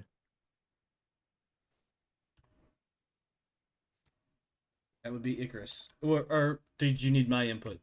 I don't remember the question specifically. I simply wanted the communications logs. In like an overview form, snipped from our previous footfall visit. Ingoing and outgoing communications. Nothing specific, just timestamps, when and where. Okay, so let me ask this. Okay, so you want to know, you want a summary of the communications traffic between your ship and Footfall, or Footfall and other ships that you were able to pick up. Specifically, our ship.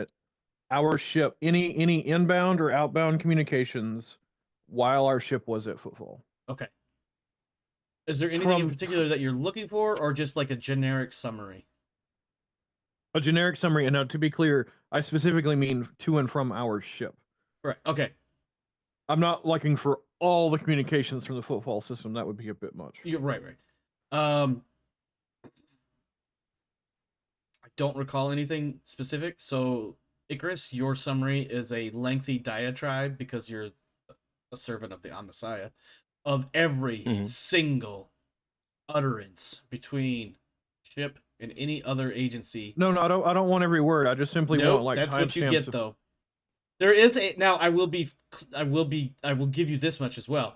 On top of this thick stack of paperwork indicating a complete verbatim log of every transmission, and regardless of whether it was communication, like binaric or other radial sounds, such as navigation markers talking to each other, and actual Vox transmissions between ship and docking ports, etc.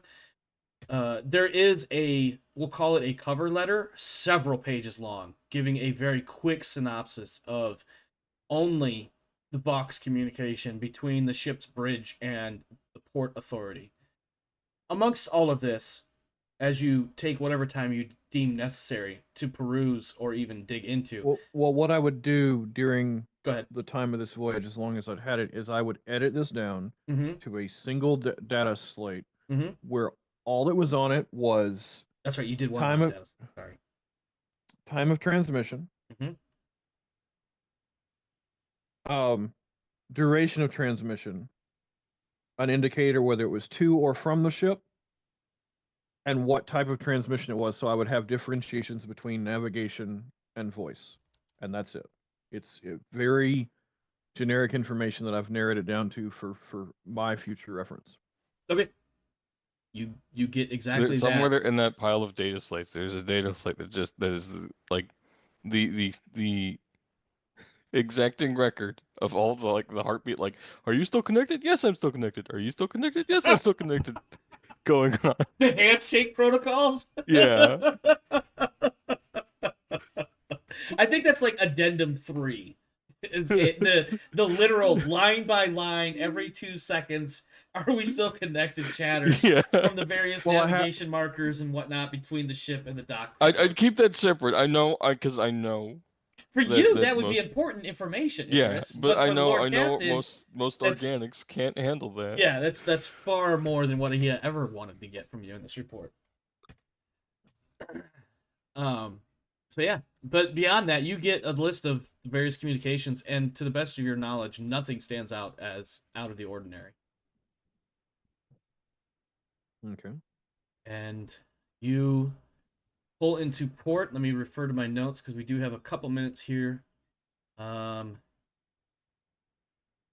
you close with the dockyards, let me get tech use, awareness, something indicating using the sensors to see what's going on around your ship as you approach Footfall to dock at your assigned docking berth. This could be from anybody, but in particular, anyone that was on the bridge during the final approach. Jace, what's your awareness? Yeah, Chris, if Pretty you're up on the Or high. would bridge, or you would can or do would a it be tech use as well. or would it be your what's your tech use? I guess. My tech use is int based, which is a 46.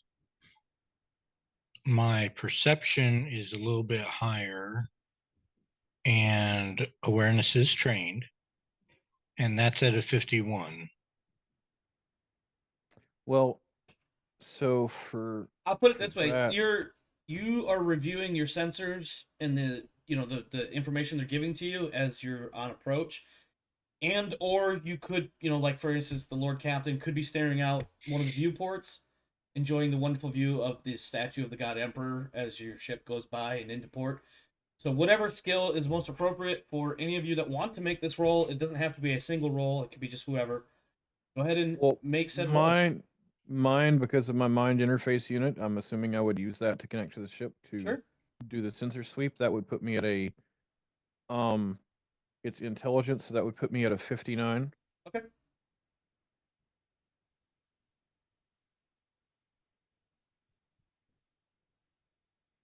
Whenever you're ready, whoever's making rolls, go ahead and make them.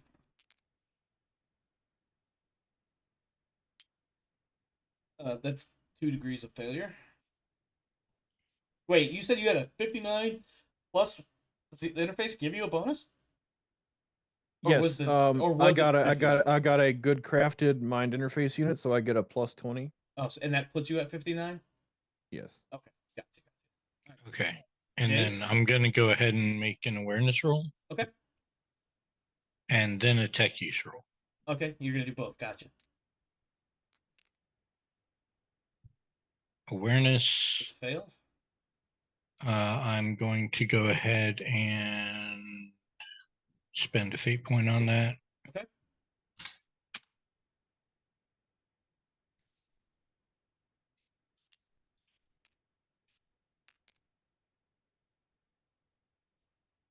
Success. That's so a success. I will give you this. You spot. I forget what symbol I used many, many, many weeks ago, but you spot on one of the ships that is in not just a docking berth, but what appears to be a full-on out-and-out dry dock slip.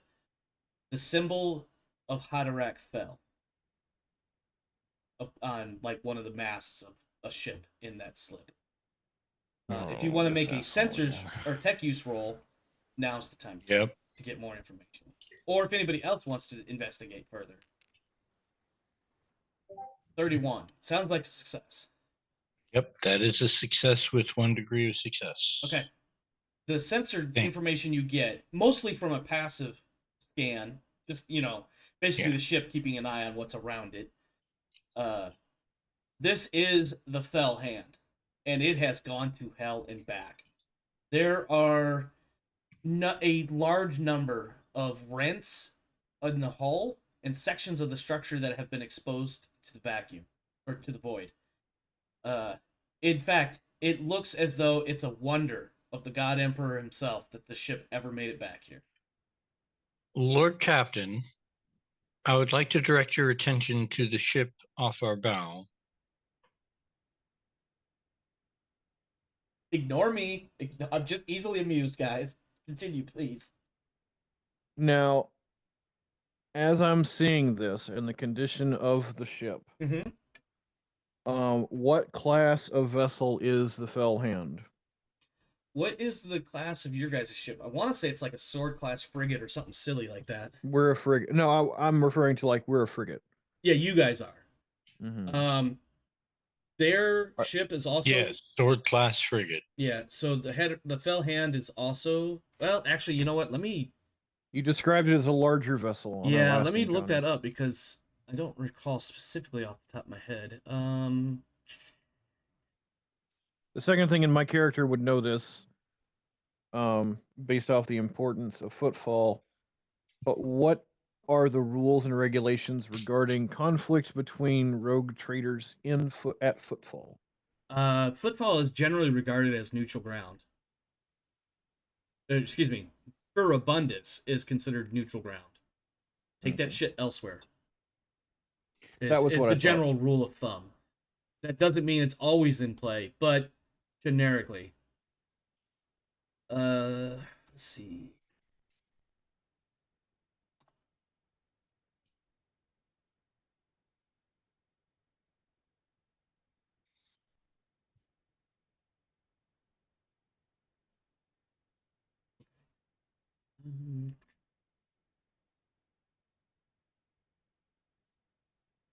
And I will also compile with that tech use roll Mm-hmm.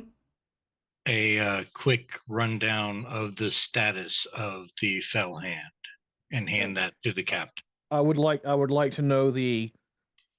It looks heavily damaged. I would like to know the active status of different components. Are the weapons active? Does it appear to have? Yeah, that would all be life included support? with my text. The sensor report and any other information you gather up is basically that the ship is in basically it's shut down. It's undergoing full active repair. It's not moving for at least a few weeks at a minimum. It's a shit show, Captain. Yeah, which you also will note after a bit more investigating as your ship pulls alongside and eventually passes it, is that there are hang on, let me get my notes back up. There are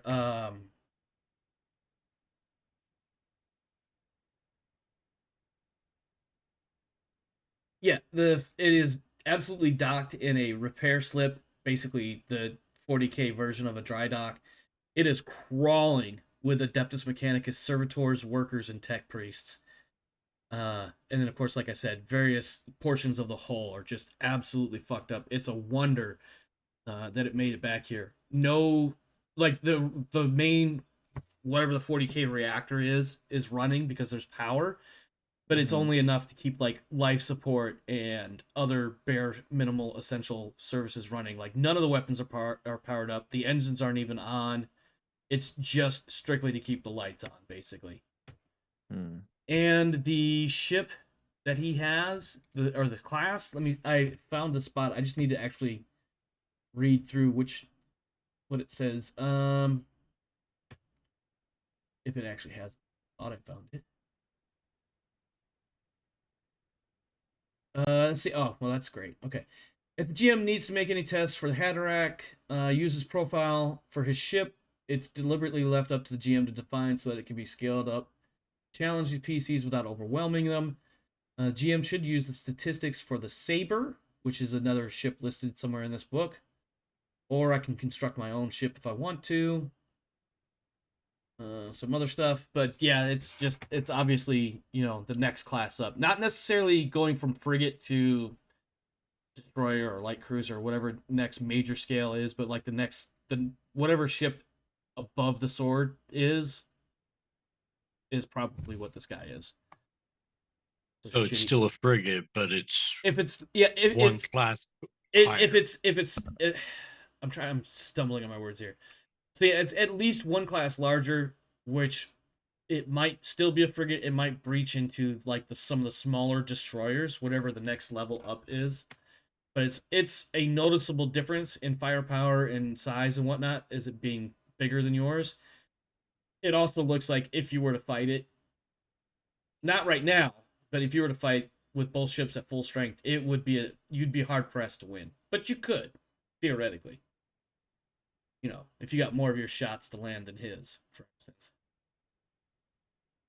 But yeah. I'm not fighting it. No, I know.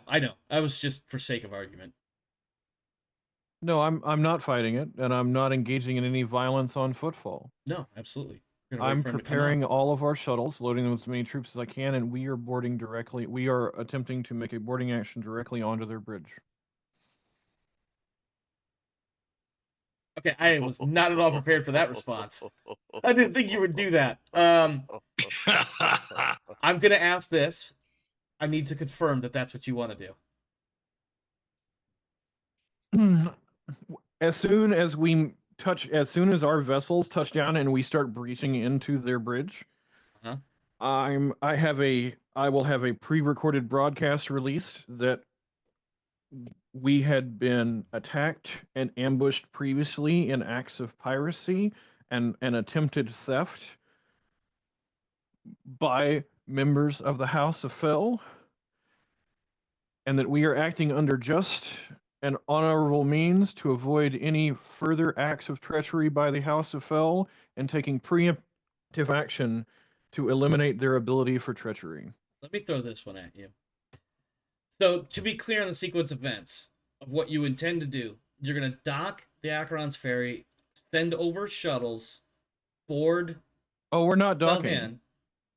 Sorry? We're not docking. Okay. So skip the docking, but otherwise send over shuttles, board, etc. Think Age of Empires. Raiding party. Sure. Basically we're because we also have the boarding party ability. Mm-hmm. We are reinforcements are coming by shuttle, but we are doing a direct boarding action onto the bridge. Mm-hmm. With our intent being, as soon as we are on the bridge, of cutting the docking connections to the footfall station, and making it clear that any hostilities will remain aboard ship and that we will not engage in any space-based weaponry, because that would be uncalled for. But we cannot. But it is essentially that we cannot trust the actions of the Fell Hand, who have already openly attacked interests of the Imperium on board another space station. And we provide any details that we have about upon request about being attacked. Yep, let's roll this back a little bit. So, as you send shuttles over, you receive, within the span of about 45 seconds of each other, 2 separate message requests. One originating from the Fell Hand and one originating from the Adeptus Mechanicus, claiming to be the guy in charge of the contract work that they are undertaking. Fell Hand. I will say that the message to the Mechanicus, because I know that their concerns are that we will be attacking them. Huh? I will say I recognize the neutral status of any members of the Adeptus Mechanicus in this matter, and we will avoid we wish to avoid any hostilities with them, and that our matter is solely with the piracy enacted by members of the Fell Hand. Okay. They respond with, in various Adeptus Mechanicus verbal choices, the Fell Hand is under their protection. Desist immediately, etc., etc. Adeptus Mechanicum, light of the Omnissiah, the flesh is weak. Whatever they would say. Right. It's not there's well, regardless of whether or not they may be repairing it, they don't have that authority. They couldn't issue that decree. In this particular case, because the ship is being shut, is effectively powerless. It is under their protection. They're the ones doing the work, and so therefore they are safeguarding the ship. GM gets to break lore, but okay. I'm sure I'm breaking lore. I'm sure I am. That doesn't necessarily stop you from trying to do what you want to do, and doesn't necessarily mean you're going to be fighting the Adeptus Mechanicus or Skitarii or anything like that. Well, if the Adeptus Mechanicus proclaim that the ship is under their protection, I'm not issuing that proclamation, because I'm not issuing that until we're docked. Okay. And so all that happens is our shuttles fly close to it. We get a query from the Adeptus Mechanicus, and then we leave. Okay. Are you ignoring the one from the Fell Hand itself? I'll take that too after I've dealt with the the Adeptus Mechanicus. Okay, so at this point you've recalled your shuttles, I'm imagining. Mm-hmm. Okay. Well, I'm on one of them traveling gotcha. back. Okay. In my head I was picturing Brigadio staying on the bridge of a ship for some reason. You get a direct line to Haderach Fell himself. And he says, Lord Captain Brigadio Van Breeze, 1. Congratulations on what I must assume is a successful journey into the Expanse and back. 2. What in the hell are you doing? I saw a damaged ship in dry dock. One whose sigil had been known to attack us in the past. I merely had 2 shuttles doing a reconnaissance flyby to inspect the condition of Roll said ship fucking is it deception, goddammit. Roll fucking deception. I am trained in that. That's By the fine. way, Do it. That's fine. Absolutely roll that motherfucker, though. all right. So this is dealing with nobility. Sure. This is high authority. So Go ahead. Sorry. Go ahead. so we're looking at a 79 for my deception roll. He knows how to blow smoke up butts, Yeah. especially highfalutin butts. Yeah. I gotta look and see what his opposed skill options are here because I gotta figure out how that works. Well, even if I fail, what's he going to do? We'll jump that bridge Be when we get angry there. with you. Let's see. He's already tried to steal from me. 70. I just clicked on the wrong thing. Hold on. I clicked back on a PDF instead of the roll on the table.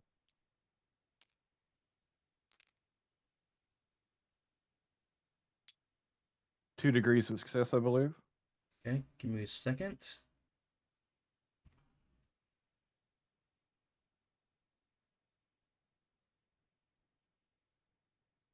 Scrutiny. That's what I need to have. Okay.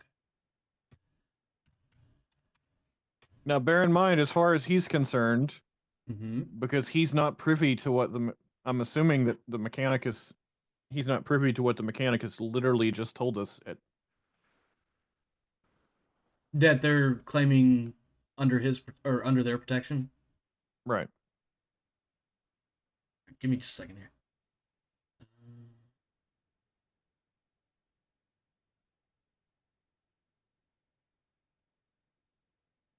Okay. Damn. He's gonna No roll. boarding action for us.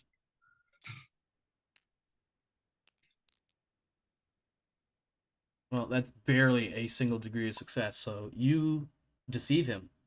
What were you? What was your? You were. Oh, you saw a busted up ship, and you were trying to see if there was something that needed to be done to help. Did we lose Rev? He's not on the table. Rev, you still there? And I can't tell if he's frozen or anything because he doesn't have his face Yeah. cam on. Yeah. He DC'd from the table. Yeah. Right. Yep, he just DC'd from the Yep. call. There he goes. All right. Let's Yeah. give him a minute. So he did. Headrock fail was successful, but Rev got more degrees of success. So I Yeah. believe his last comment was something to the effect of that. Here's a busted ship. We wanted to make sure everything was all right, or something along those lines. Was his argument before I think called bullshit on it? I think he said that the busted ship had the crest of someone who'd been known to attack them, so they were sending reconnaissance. Oh, he Yeah. DM'd me. Hang on, let me see. Oh, he lost power. He's coming back online. So let's see what happens when he comes back on. I think you're right. I may have just called bullshit a little early. Yeah, that's what he. That's pretty much what he said. Yeah, because I thought he was going a slightly different direction. I was like, nope, that's bullshit. Roll deception.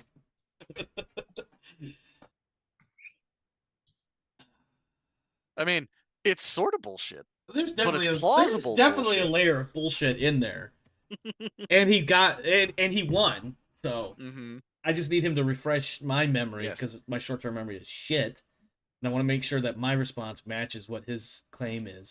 His war of the words Yeah. will have that ever so refined air of plausible deniability. Yeah, absolutely, absolutely. I mean, are you even a rogue trader if you're not throwing out bullshit left and right? Well, with politicians, if you can actually pin them down on something they said, they're probably pretty bad at doing political speak. And it's funny that you mentioned that because, like, in a real world situation, one of our fellow drivers was telling me a story the other day about how he was at like a legal office making a delivery and somebody had brought their dog into work and that dog had bit him. And the minute that happened, none of the lawyers said a single thing. Because if anybody had said, like, had like apologized for the dog biting, Mhm. that's admission of an Of incident guilt. and Mhm. guilt. Yep. And so if the driver wanted to sue, which he was absolutely in his right to do, and they said, "Oh, my bad," they would have lost the suit. And they knew that. Yep. And that's why they all were like, "Nope, don't say shit, don't say nothing, don't say nothing." Anyway, Welcome back, Rev. yes, welcome back. Rev, I rolled a 41, which was barely a single degree of success to your 2 degrees of success. So your deception passes. I do need you to tell me what you had said so I can phrase my response accordingly.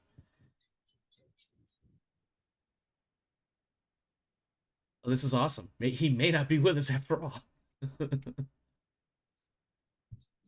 Rev?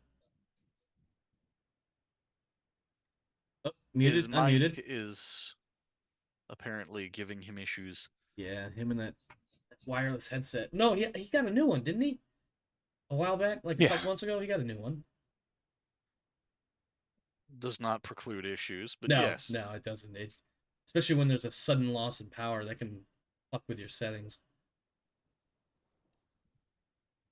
Yes. I have a battery backup for such occasions. All right. Well, I think we just have a picture of Haderach fell idle animation on a telephone call as we wait for Rev to reconnect here. Your call is important to us. Can you hear me now? Barely, Yes. but yes. My headset decided that it would not let me talk until it finished installing an update. Oh, that's rude, but also understandable. I don't know what you heard from what I had said, but you won the opposed skill test. I did hear that. So I need And you you to. needed me to reiterate what I was saying. Yes, please. Okay, well, I'm not sure where I'll cut out, so I'll start from the beginning. I had simply told him that there was a ship of unknown origin and of extensive damage, and that my shuttles were that we had seen the symbols on the outside of the ship in hostile encounters in the past, Mm-hmm. and we're merely doing a flyby to confirm both the symbols and the nature of the damage to the ship. Okay. And that we appreciated his congratulations on our voyage through the warp. At which and point, we offer condolences that his voyage to the warp appears not to have gone well. you get a snort when you mention that his warp voyages apparently didn't go so well. There's a bit of angry huffing coming through the line, and he says, "Were you successful? Were you able to find the ship where so many previously had failed?" I'm going to say, well, it turns out not so many had previously failed. I said, not only was the ship stripped almost bare of any archaeotech or alien baubles, but there were many, many ruined ships that appeared to have fought over the spoils in its vicinity. So not so undiscovered after all. Well, alas. certainly, it seems that you were the first to actually return with said spoils. Few they may have been. Someone else clearly returned, they just simply didn't tell anyone they had. Perhaps. I would tip my hat to you were we in the same place. I think best that we weren't, however. I wish you good fortune on your future journeys, Lord Captain. Yes. Do I detect a hint of the southern bless your heart? I'll never tell, but you can certainly roll scrutiny, which I believe is this game's version of insight. I Well, will gladly roll scrutiny. Go for it. I have brooked no insult, but there has been no obvious insult. There has not offered. been. He has actually been fairly polite. He's also in a very shitty position where, if it weren't for the fact that he was docked here, he could be getting the shit shot out of him right now. That is a failed scrutiny roll, unless you got some crazy shit. Nope. I will be sending out comms messages and offers of shuttles to both the governor of the station. Is that his title? What's the title of? Moros Tanthus is the liege lord. Right, but he's currently not, because technically the senior rogue trader on board the station is Fell Hand. Mhm. So as the current person in charge of the station, I'm not personally setting foot on Footfall Station as of now, Because Haderach Fell is here? because Haderach Fell is currently in charge of Footfall by how the rules and lore work. Mm-hmm. Okay. So you are But sending... Go ahead. I am currently not docking. Now, here's the question. My representatives have been at the station longer. Sure. It is very loose in terms of what it means by seniority. So how do you interpret how the rules of Footfall would be determined as far as seniority? Simply who had been a rogue trader longer? I think, to summarize and make it simple for you guys to do what you're going to do here, Haderach Fell is in charge. You are still able to arrive and do business as needed. And you have deference to you. You know, people will give you respect and whatnot, but you are not the number one man, because Haderach Fell has been here longer than you presently. Well, I'm definitely limiting my time on board Footfall. I'm using agents for a lot of things. But Sure. in terms of meeting... No one's going to both... stop you from docking here either, just for the record. Right. In terms of meeting both, I am requesting the presence of both the Inquisitor and the Governor / Cosbalican Prince. Okay. At their earliest convenience.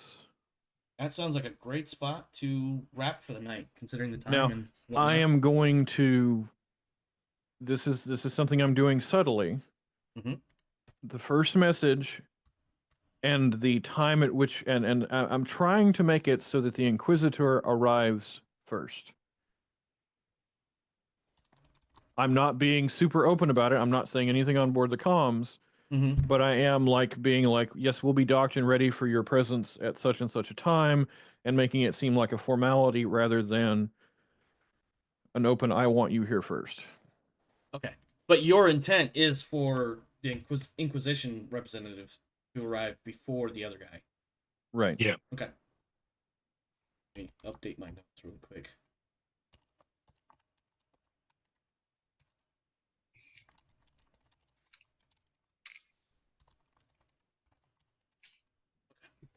All right. Done. And if nothing else, the Inquisition should serve as a kind of shield against Fell. Fell and anything that maybe Tanthus throws at you if he wants to throw a tantrum. I too can make puns and plays on words. Well, I know it's already 11:51. Yes.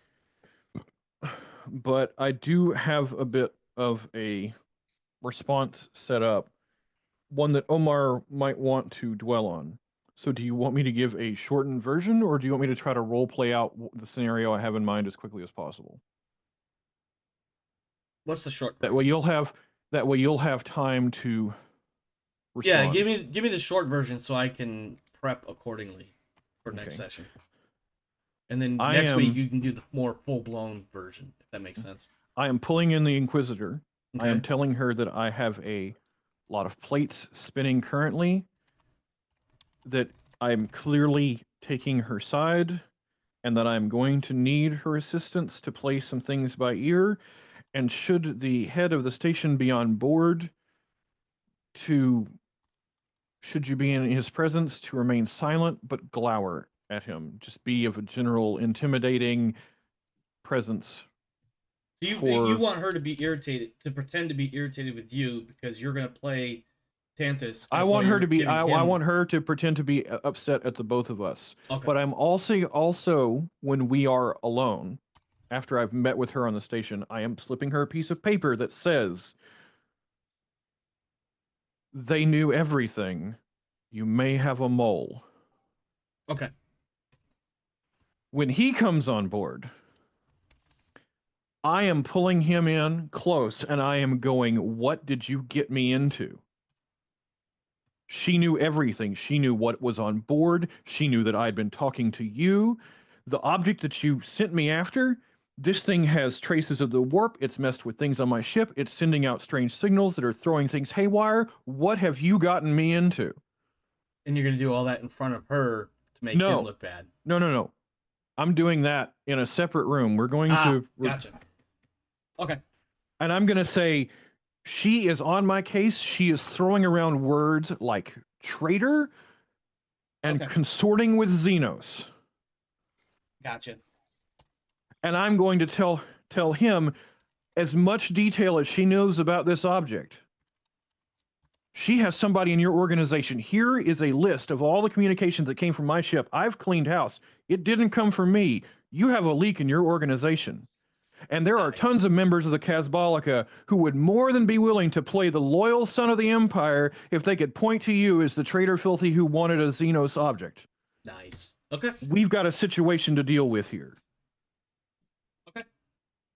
And perhaps by way of amelioration after that, mention the Xenos viewing chamber and say, oh, yeah. if you guys want to excavate that stuff, oh, yeah, I'll leave that to you. That was on my list as well. To her, I'm going to point out there is a ton of alien ships at this asteroid in this system.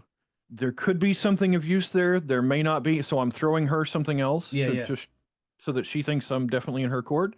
Yep. And to him, I'm saying there is an intact piece of alien technology that has the best holographic systems I've ever seen and has a recording of the entire system's history. And it's all yours, but that you can have free of charge. That's just extra info for you. But as far as getting me into this mess and everything else, you owe me big time. Okay. All right. Well, I'll be very curious to see how I'm going to play that up when I prep my notes. All right. With that said. And now that I've told him she thinks you're a traitor, she suspects us both of treason, what have you gotten us into? As I'm walking him out of the ship, she's going to be glaring daggers at him at whatever room that I choose to walk him through that I have her waiting I think what in. we're getting to is, like, if this were the TV version, we're getting the preview of the next week's episode, and that's some of the next things that we time. see. Yeah, next time. It's a complicated enough. It's a complicated enough setup that I'm thinking, man, Omar might not like having to. Omar might not like having to spitball this off the top of his head. He might want some time to think about how the characters would react. Oh, I love it. I don't know how I might be doing a lot of improv as far as individual lines of dialogue, but I think when we come down to it, I'm just gonna be like, all right, Rev, you're in charge for this one, and take it away. And the NPCs will respond as I feel necessary at the time. Alright, Omar gets to talk to himself next time. Oh, jeez, fuck that noise. Like I said, I'm not intending on having the two interact. Aside from, I'm like, look, I have some cards to play. Yeah. I apologize if I can't explain it. I'm in your court, and also here's some information about a bunch of alien ships that you might want to go investigate. Yeah. All I need you to do is glare daggers at me and this guy as we walk, at me and the station manager as we walk through the room. It'll put pressure on him in a negotiation I have with him, and I'll appreciate your input. Indeed. On that, let's go ahead and start doing the wrap up here. Go ahead and take 200 experience points for everybody. Woohoo! We made it through another warp jaunt. And with that, I don't know. mind, I feel like blasting that that deception check out of the water should get me some more. Come on now. You got 2 degrees against 1 degree. Come on. That's barely passing. I was sending armed shuttles to take over his ship. I know, and you had to recall them because the Ductus Mechanicus pulled a bullshit card that you weren't expecting and or may not be even legit, but... I'm kind of surprised you didn't try and call their bluff. If the Mechanicus is playing favorites, we have bigger problems. It could also be a local Mechanicus, I don't know all of the terms, but let's say Magos of some sort, who's got bigger balls than he was supposed to have. Well, even picking a fight with a local Magos of the Adeptus Mechanicus, the guy who the ones who make all your weapons and repair all your stuff, and technically are the direct superior or the indirect superiors of my engine seer, Mm-hmm. is more of a problem than I want to deal with. Because Yeah. they are literally computers. It's not, they don't bluff. On that note, Rev, why don't you go ahead and give us some feedback and/or outro comments for tonight's episode? The mechanics consider themselves a neutral party in inner conflicts to the Imperium and wouldn't take sides in an issue like that. Probably not. I made a call, mostly because I just wasn't prepared for your. I'm gonna go and take that motherfucker's busted ass shit.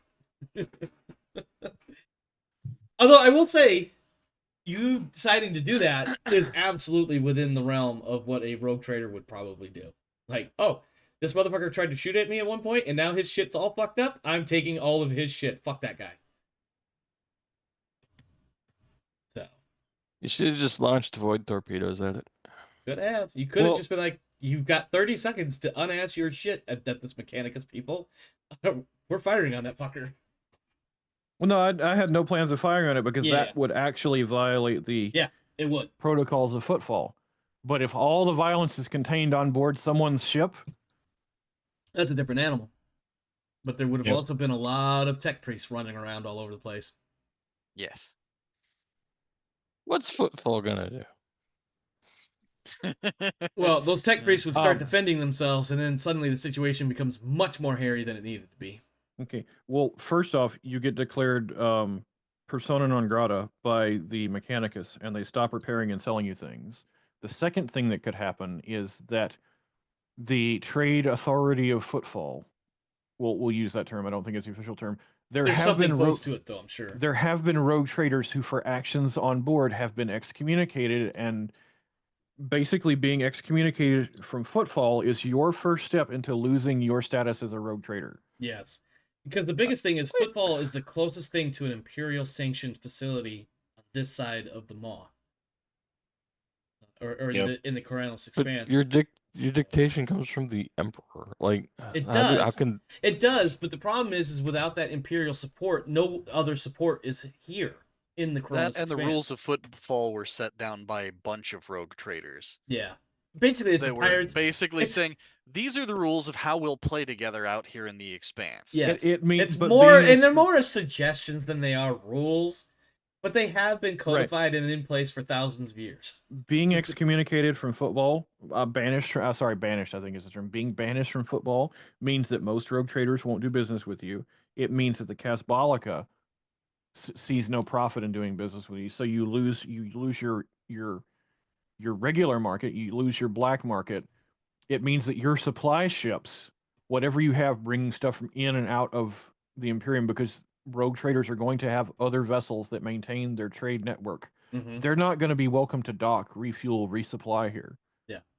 It's a complete disruption of your connection to the outside world. And if you're that level of rogue and you have to start either raiding other Imperials or doing other things in order to keep your supplies up and keep your fuel going, you're going to be branded as a rogue, and the eventually some sector governor that's a big enough, well, not the sector governor, but that's a big enough level of attention that what they'll probably do is they'll probably give someone else a warrant of trade and a fleet and say your job is to go take out the rogue trader because he's established himself as an independent power. Yep. An unsanctioned or unauthorized independent agency, not at all in alignment with the Imperium or their ideals. It ultimately can become a great big problem. Mm-hmm. We've managed to avoid all that because there was an Adeptus Mechanicus with a pair of very heavy brass balls that said no. And a rogue trader that said, okay, we'll call your bullshit bluff this time. Or we're not going to call your bullshit bluff this time. We're just going to let this one be. No, big brass spark creating clangety balls. Yep. Well, Adeptus Mechanicus don't bluff. If he said it was under their protection, there literally was, but they wouldn't have said that, and that's my feedback. No, and I realize that, and I think what we end up having, totally above board, is that there was an agreement made between Fel and that particular I'm using the term Magos that may or may not be the most applicable. Some sort of agreement between the two individuals, and that's how this repair work is being done, and thus his statement of under our protection, while dubious, is closer to accurate than it is violating lore. It could just be one Adeptus Mechanicus individual and a slew of others that are like, yeah, we report to him and he told us to come out here and turn wrenches, not realizing that maybe we were doing something that wasn't exactly in line with the way things are supposed to be. There is plenty of lore around Magos that don't adhere to the strictest Yeah. guidelines. Right, but I still don't know of a Magos who bluffed. Well, I mean, Right, like, he's again, not it's necessarily not- bluffing either. Like, Fair. part he of his made an deal unorthodox call, yeah. not a Belisarius call, though that is also an unorthodox call. Let's not get into Belisarius' call. He's several unorthodox calls. He's definitely several That's somethings. if you believe that the inferiors are actually him. Darius, what do you got for feedback, outro comments?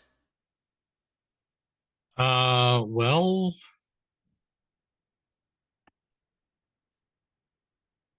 I mean,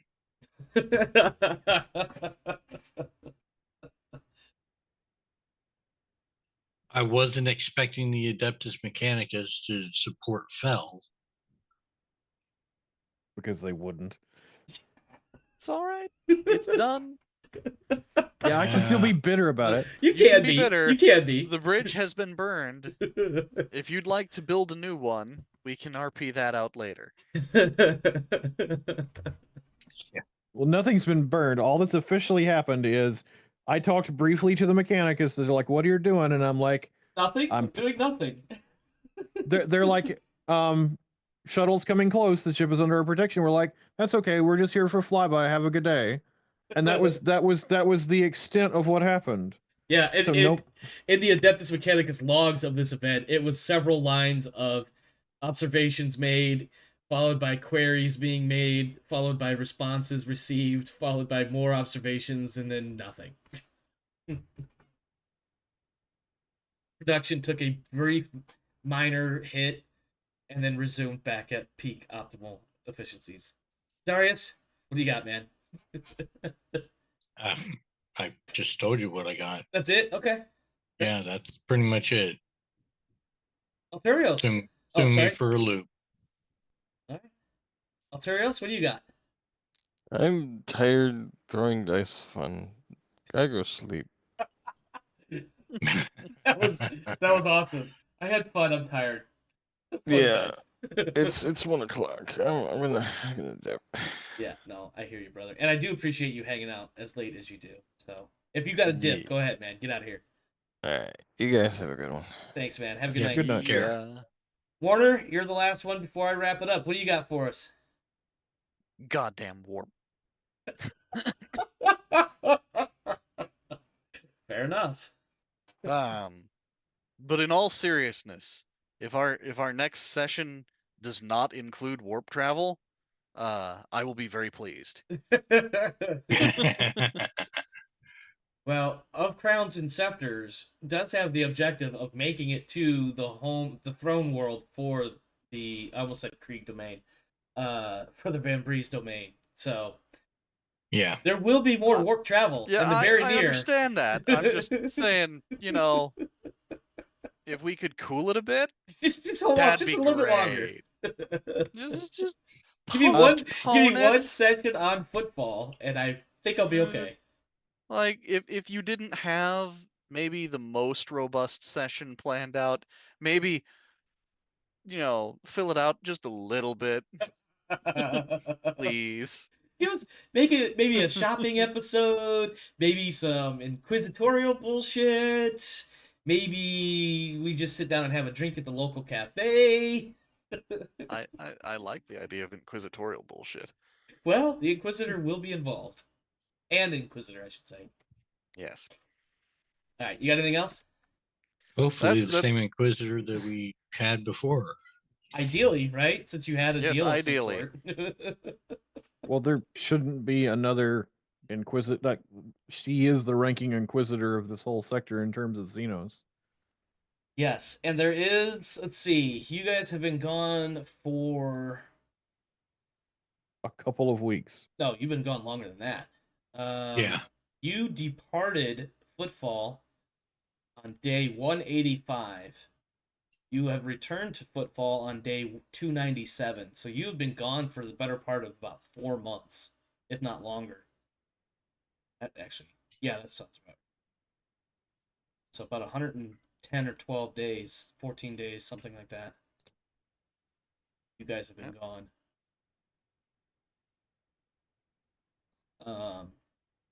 Yeah, because you takes you a had while. 45 days to get there.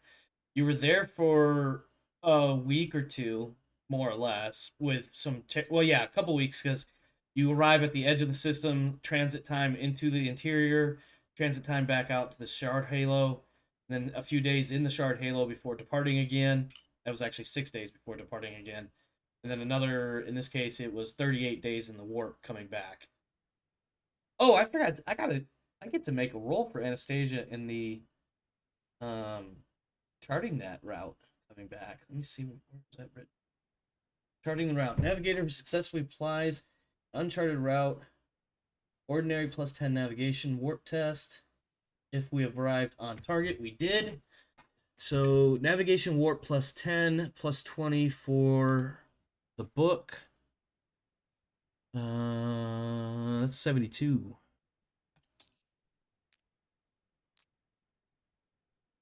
That is a success. Did I get anything special for extra successes? All I know is it's extra very good navigational data for the data broker's not the right term. Okay, so The map Cartographer. man. Yes. so we now have a detailed chart of Mogoros to Footfall.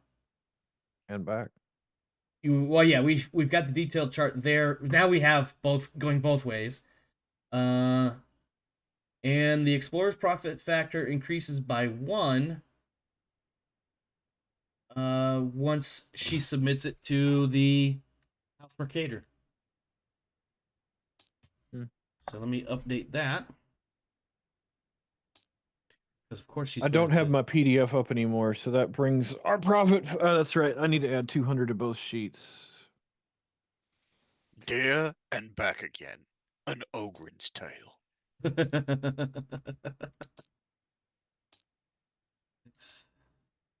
Oops, that's not what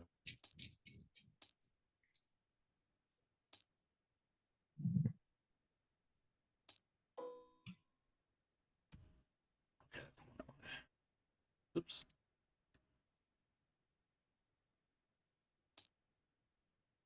So an additional 200. Yep, 200 XP, and then I have updated your profit factor by 1 for the detailed chart.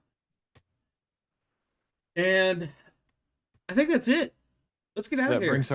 That brings our profit factor to 52 currently until we do the other things on the station. Yep, 52 presently. Yep. That is it for us here tonight. Thanks for stopping by. Thanks for hanging out. Hope you enjoyed the show. If you did, please consider pushing all of the buttons, like, subscribe, share, etc., etc. Also, come join us on the Discord. Whenever watching live, you can type !Discord into the stream chat and get the Discord invite link, or in the video description below, you can find the Discord link invite there. Otherwise, come hang out with us on the Discord. Thanks for stopping by, etc., etc. I'm rambling, and I'm trying not to ramble, but it's what I do if I don't read my notes almost verbatim. So that's it for us. Stay safe out there, my friends. This world is a crazy dark place. I'm sorry. This world is a grim dark place. So make sure you're doing what you got to do to take care of you and yours. And as for me and mine, we're out of here. Have a good one. See you next time. Auf Wiedersehen. I am curious about something above the table.